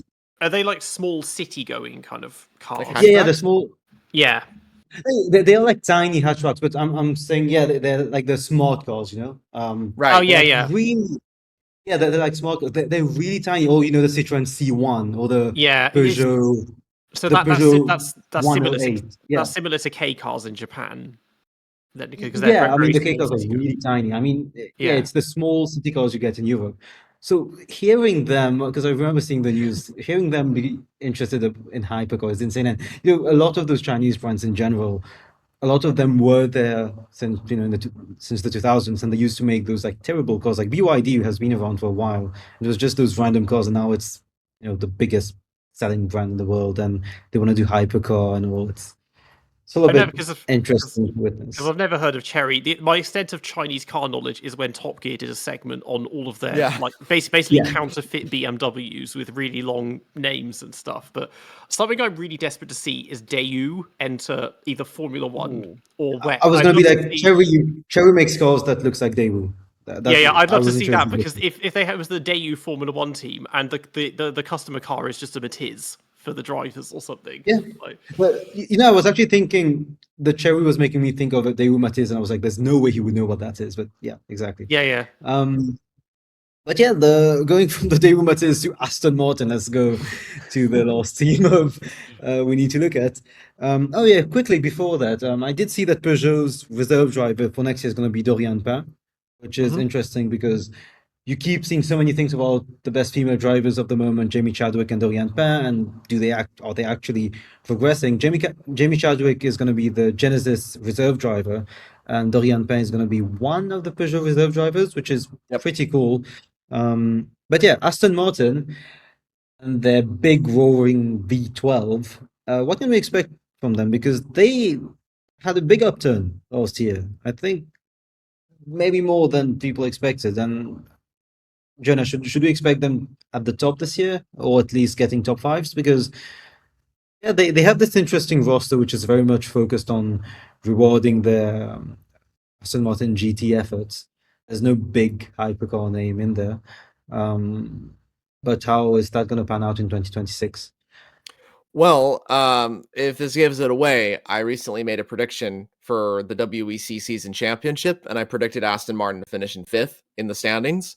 And I think that kind of gives it away that I think that Aston are going to be doing quite well. They were a new team, of course, coming into last year. However, they have made significant changes to that program that have just made them go up and up and up and up on the trajectory.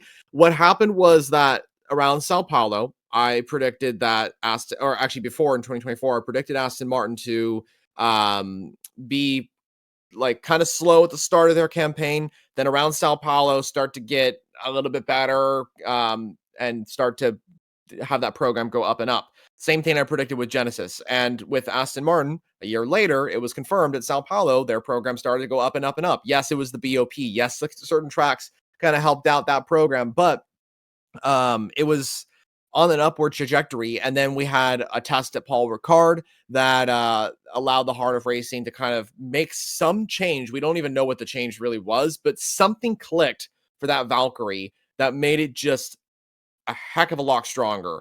At in the IMSA season finale at Petit Le Mans, that car was arguably one of the strongest entries. It finished second in that race on its Petit Le Mans debut. And then it went to Bahrain and was challenging with Toyota for the win. And so something clicked for Aston Martin in the Paul Ricard test that they did. And for this season, they have an unchanged driver lineup. They don't have any Evo upgrades since this is only the second year of the Valkyrie. But they do have a lot of changes coming for this year in terms of what they've made behind the scenes, like that test I mentioned at Paul Ricard. They are doing more testing like that. They haven't really revealed too much. And it seems that Aston are really gearing up for what is going to be a very successful season. I think for them, the problem is similar to Cadillac, that they have a lack of consistency. Because with the Valkyrie, it's clearly dependent on certain tracks. It goes well at roller coaster types tracks. So that's Road Atlanta, that's Spa, that's tracks that have this flowing element to it. It would do super, super well at Suzuka, in my opinion. But of course, the WEC doesn't race there. But the Valkyrie performs really well in those flowing circuits. And I think that when we get to those events, that's when that Valkyrie is going to shine. So watch out for Spa. I think they could be very, very strong. So the Valkyrie is the one car in endurance racing which doesn't have an electrical battery for power. It's just full internal combustion engine. Okay. Yeah, the last one that's left of the hybrid components. There was 2 other brands that didn't have a hybrid a while ago. That was Glickenhaus and Vanwall, but of course they're no longer involved. But yeah, Aston Martin, the only brand with no hybrid, which is very surprising considering everybody else coming has a hybrid. Yeah. So Like, Aston should. Yes. in my opinion, Aston Martin has decided to enter endurance racing because they need visibility for the Valkyrie, and so to improve sales, not actually to go and win races, because this entrance it was possible because the rule set allow for engines without a battery, but that was only possible because they needed manufacturers cars, the Glickenhaus, the Vanwall. Before that, the Alpine, before they introduced their Le Mans Daytona hypercar, Alpine was racing against Toyota without a battery. It wasn't an hybrid in 2021 and 2022. And so, the regulation was never meant for not hybrid cars. That was only allowed because they needed to traverse a few years of few manufacturers before this current boom in popularity. And so Aston Martin exploited this to get cheaply a car, their Valkyrie car, on track in front of a TV to boost sales. That's all there is to it, to the Aston Martin program in endurance, in my opinion. So yeah, I think it could be 5th place in the standings, as FJ Endurance said, but it's never gonna be fighting for the championship against Ferrari and Toyota.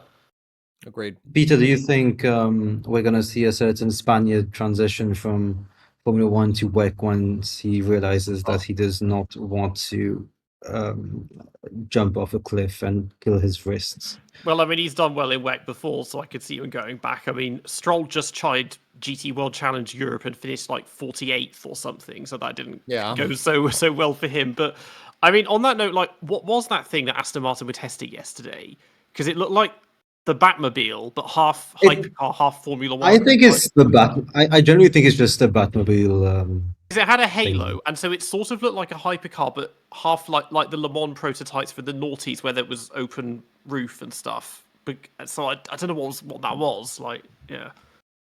From what I read, it was they were testing a custom Valkyrie, which was requested by a client, and the client wanted the fastest car possible, and so they, based on the Valkyrie, they built that car, which we saw the image, and supposedly it is 10 seconds faster than a Formula One car. Right, because that's another point. Because you mentioned earlier in the episode as well about because they have a road car, so there's no homologation rules like we used to have in the 90s with the hypercars. Right. Okay. Yeah, and that's the thing as well with it's only for Le Mans hypercar, so not the LMDH. The road cars can be turned into hypercars, but only if they're under the Le Mans hypercar regulations. That is why the Aston Martin team went for the LMH regulations, because they wanted to do something different, and they wanted to transform their road-going Valkyrie into an actual car. But yeah, it's nothing like the GT1 days of the 90s. That was an incredible era, but unfortunately, nothing quite like that. I think they were trying to copy that inspiration, but yeah, definitely a different type of Peter, thing. there's actually they made a Strassen version of the Porsche 963 as a tribute to what they had done with the. It sounds like what Aston have done. It's kind of the reverse, because back in the 90s, it was like, we want to race in Le Mans, but we have to make a car, so let's just quickly make a road-going one and produce like 20 of them. Whereas this time, it's like Aston, like, we've got this thing, let's turn it into a hypercar. So they seem to have gone the other way around with it. I think that's what a lot of brands are planning to do too. Yeah, because that's just going to increase sales. Maybe we'll see a Daewoo Matiz on steroids as a hypercar. Never know. I guess that's the objective for a lot of car makers at the moment, just increase sales. Ace, quickly, you wanted, before we started recording, you wanted to quickly touch upon the tires. Sadly, I do not have a lot of time for you, but yes, that's one of the big changes for hypercar this season. I will give you maybe 2 minutes, but yes, get us through I'll what you try want to to say in be the time. quick. The main point is the compared to last season is Michelin is bringing a new type of tire. It's basically what you in Formula One we had the groove tires. Well, the Michelin has something that isn't slick, but it's not the groove we imagine. It's like a canyon, and the idea is that the tire has this layer which isn't slick, but as it heats up, then it becomes a slick. And so in endurance, there is no preheating of the tires. You put the tires on the car at ambient temperature. And in Formula One, we don't do that, and it's already a stretch. In endurance, they don't do it, and we have seen throughout the years that the drivers had a massively hard time keeping the thing on the road. And so this new tire is meant to improve on this aspect. It's meant to heat up quickly and then become a slick and then have the proper performance, even if it starts at ambient temperature. The other difference is from the last years is that the cars in the previous seasons were homologated at the Hinwil wind tunnel, which is the Sauber wind tunnel of the Sauber Formula One team, which is now Audi Formula One team. But they were using the Hinwil wind tunnel to homologate all the cars.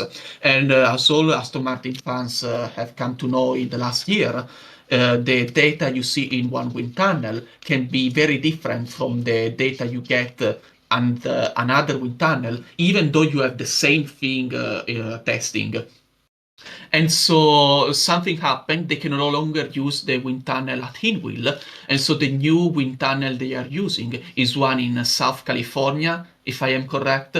And anyway, all the cars had to be re-homologated at the new wind tunnel. And so we have Alpine, BMW, Cadillac, and Toyota, which brought aero upgrades. They spent a token to bring upgrades to their own cars. But Ferrari, which has not spent a token, still managed to make some aero upgrades just to rebalance the car at the new aero window, which was measured at the new wind tunnel in South California. And so the cars have changed even without tokens. The cars that didn't spend tokens, they are different from last year. They have a new aerodynamic window which they have to learn from scratch how to properly balance, set up, and optimize. And that was why at the beginning I was saying that the BOP is gonna be very up and down until a few races, until after Le Mans. That was very insightful on the tires and how it's going to impact the VOP generally. And I feel like we have a few minutes to quickly look at the second section of White, because it's not just Hypercar, it's also GT3. Again, I feel like the best thing in terms of time here is to just let Jonah go through the important bits and the more relevant bits. But I've found one which is quite major, which is that the Iron Dames team, the beloved Iron Dames team, will not be competing in 2026 due to financial troubles. And they were probably the most followed team in LMGT3, to be honest, by quite far. And they were very much an important team for motorsport, and they're not going to be there this year. So, yeah, you could just tell us how that's going to impact, honestly, just WEC viewership as a whole and reputation, but also any interesting bits we should keep an eye on in GT3. There are still some interesting drivers, and I think for Peter, very interestingly, Logan Sargent is going to be riding around in a Ford Mustang in the number 88. So that's his career sorted.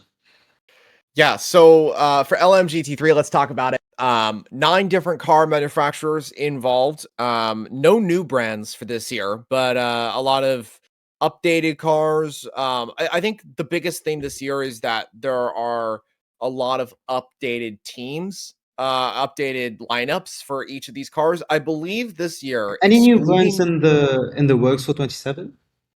No, actually. The only brand that is potentially interested is Lamborghini with the new Tamarario GT3 that they've introduced, but that doesn't seem to be happening. The only thing that's changing in the future is that we seem to be getting next year a brand new car to LMGT3, which is the new Toyota GR GT3, which is replacing the Lexus. That should be run by a Kodas ASP, but we'll see The how that Lexus, goes. which is extremely that has extremely impressively competed really well last year, even though it was 12 years old.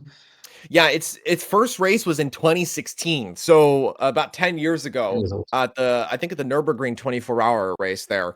But yeah, that car is quite old. It's the oldest car on the grid actually. So it needs an upgrade for sure. But yeah, it doesn't seem to be any new brands for 2027, but we'll definitely see. But from what I can tell, there are 15 WEC drivers that will be making their debuts in WEC here at Imola in the LMGT3 category. So 15 different drivers that we've never seen compete in the WEC will be on the grid, which is a huge number. So that's pretty big. That uncommon? Huh? Is that uncommon? It is uncommon because I mean, usually when we have a new season, we have a new couple of faces, that join, but to have 15 different drivers make their WEC debuts all at one time is pretty astonishing. We see that at Le Mans in LMP2 and stuff like that, but never for the season opening event, not since the debut of the LMGT3 category, I would say. But yeah, the Iron Dame's leaving, huge storyline. Really sad to see that team go. I loved seeing that all-female squad, and Never I hope achieved that their Le Mans podium. Came fourth they and fifth. didn't. They only achieved one win in their career back in 2023 at the 8 Hours of Bahrain with that Porsche. And they're just done. It's the same issue that's unfortunately stopping the Prima organization from racing in IndyCar right now. Same situation that's affecting the Iron Lynx team as well, which currently competes still in the WEC. They're running the two Mercedes cars, which is interesting. One of the big changes as well for this year is around McLaren, because McLaren are switching teams. So now United Autosports originally ran the McLaren entries in the LMGT3 category. That's Zach Brown's team, of course. They are not running that anymore because they are going to be running the hypercar entries. So they're focusing all their attention on hypercar.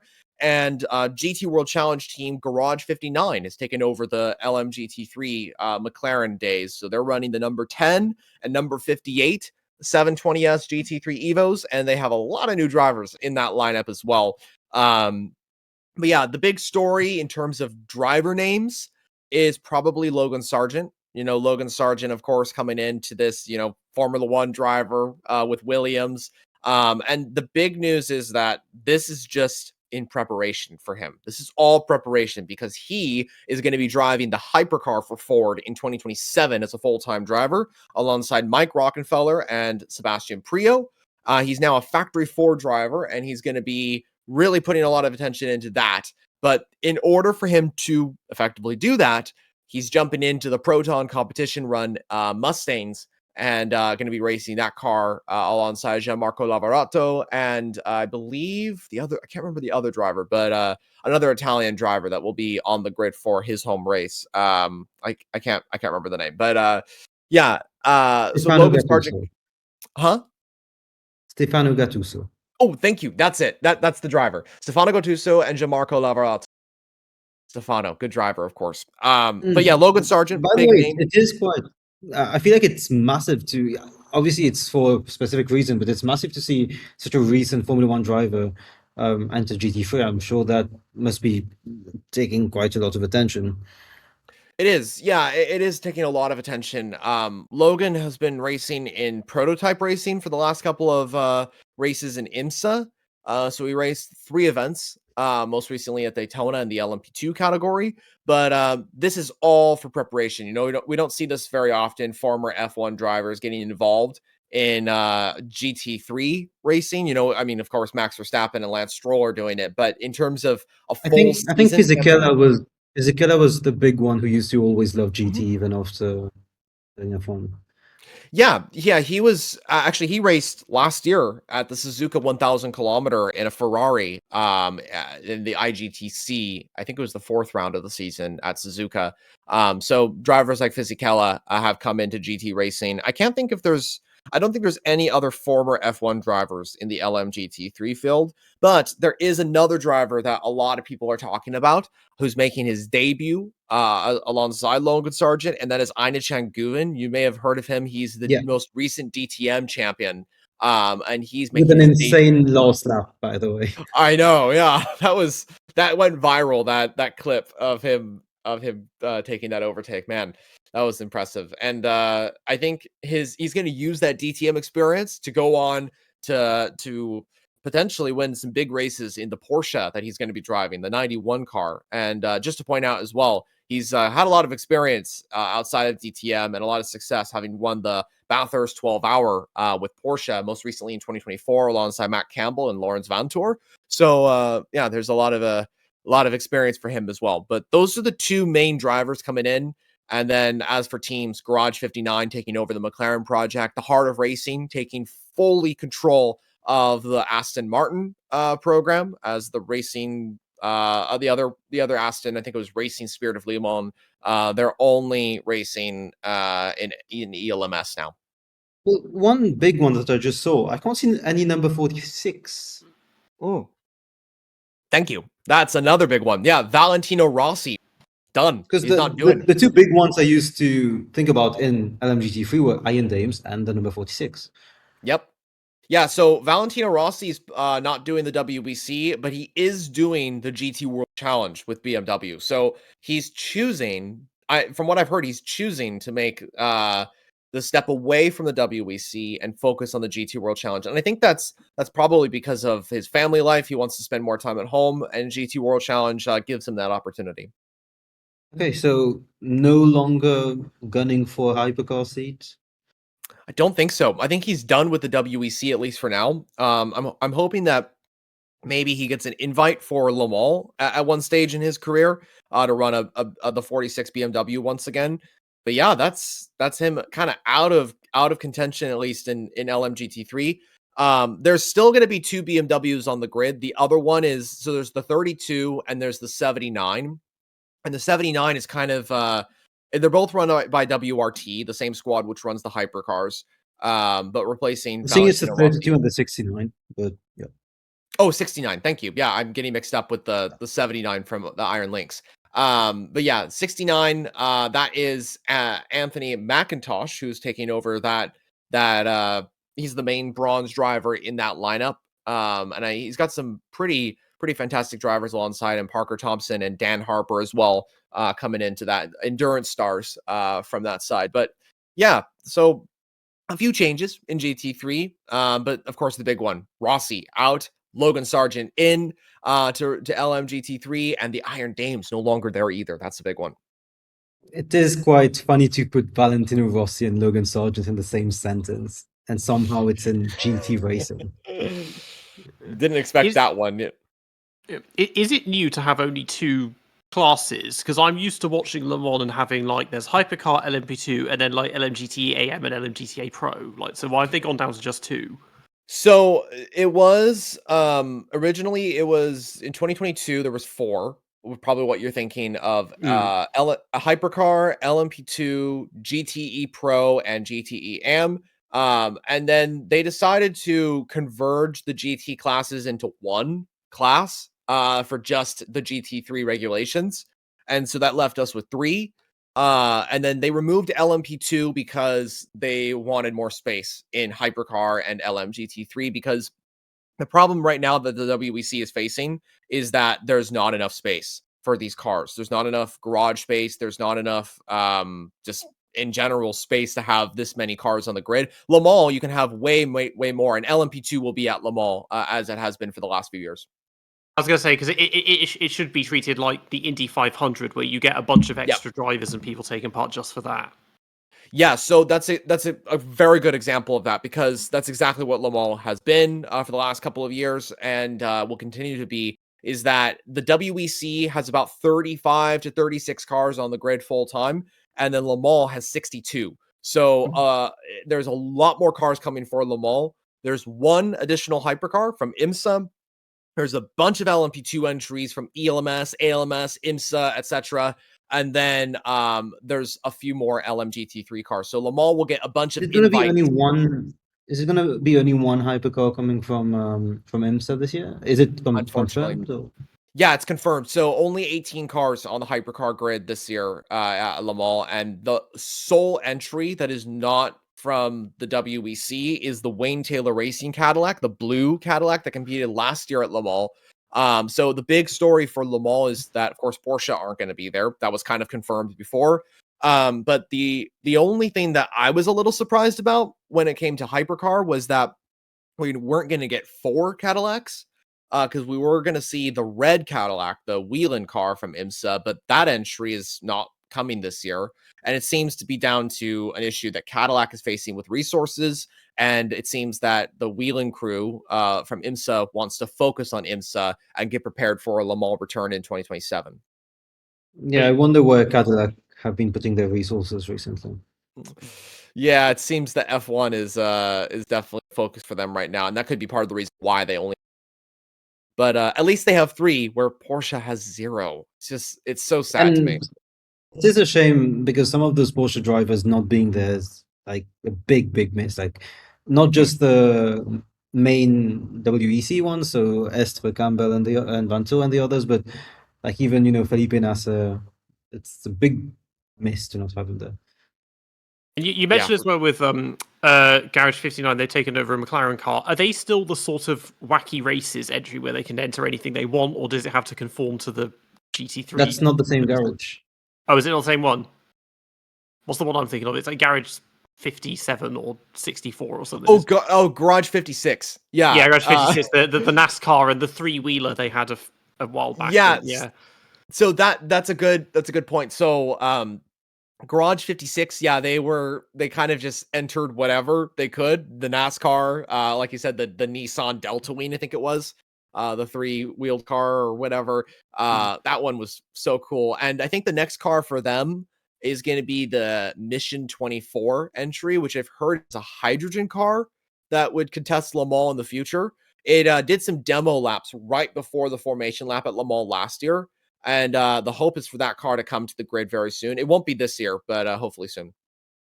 Well, there it is. That was the analysis for Hypercar and LMGT3. Just wanted to quickly ask you guys who you think is going to win the championship this year, which is such a rogue prediction when it comes to endurance racing. But yeah, Jonah, Ace, then Peter. Well, if we're going to go off of drivers, if we're going off the drivers and manufacturers for Ferrari, for Hypercar, Ferrari is my for Hypercar. I don't think there'll be anybody that's going to be able to stop them. I think that they'll have competition from Toyota, Cadillac, etc., but ultimately it will be Ferrari. And it's either going to be one of the 3 factory cars that, or either one of the 2 factory cars. I mean, that's going to win the drivers' championship. And for LMGT3, it's hard to predict for a championship winner of that class, but I would go to Manthey Porsche, one of the Porsches as well. They won the last 2 championships, so I would say it's going to be either them, or I would say maybe one of the Corvettes. Last year they were super strong and almost won the championship. I could see one of the Corvettes doing well and getting a title for the first time since 2023. Ace and Peter, you just have to focus on Hypercar. I'm not going to put you on the... Yeah, it's hard to expect anything but Ferrari dominating, or at least winning again. But since this is a boring prediction, expectation, I'm gonna say that BMW is gonna be able to make the step up and get to close to the levels of that are gonna have Ferrari and Toyota.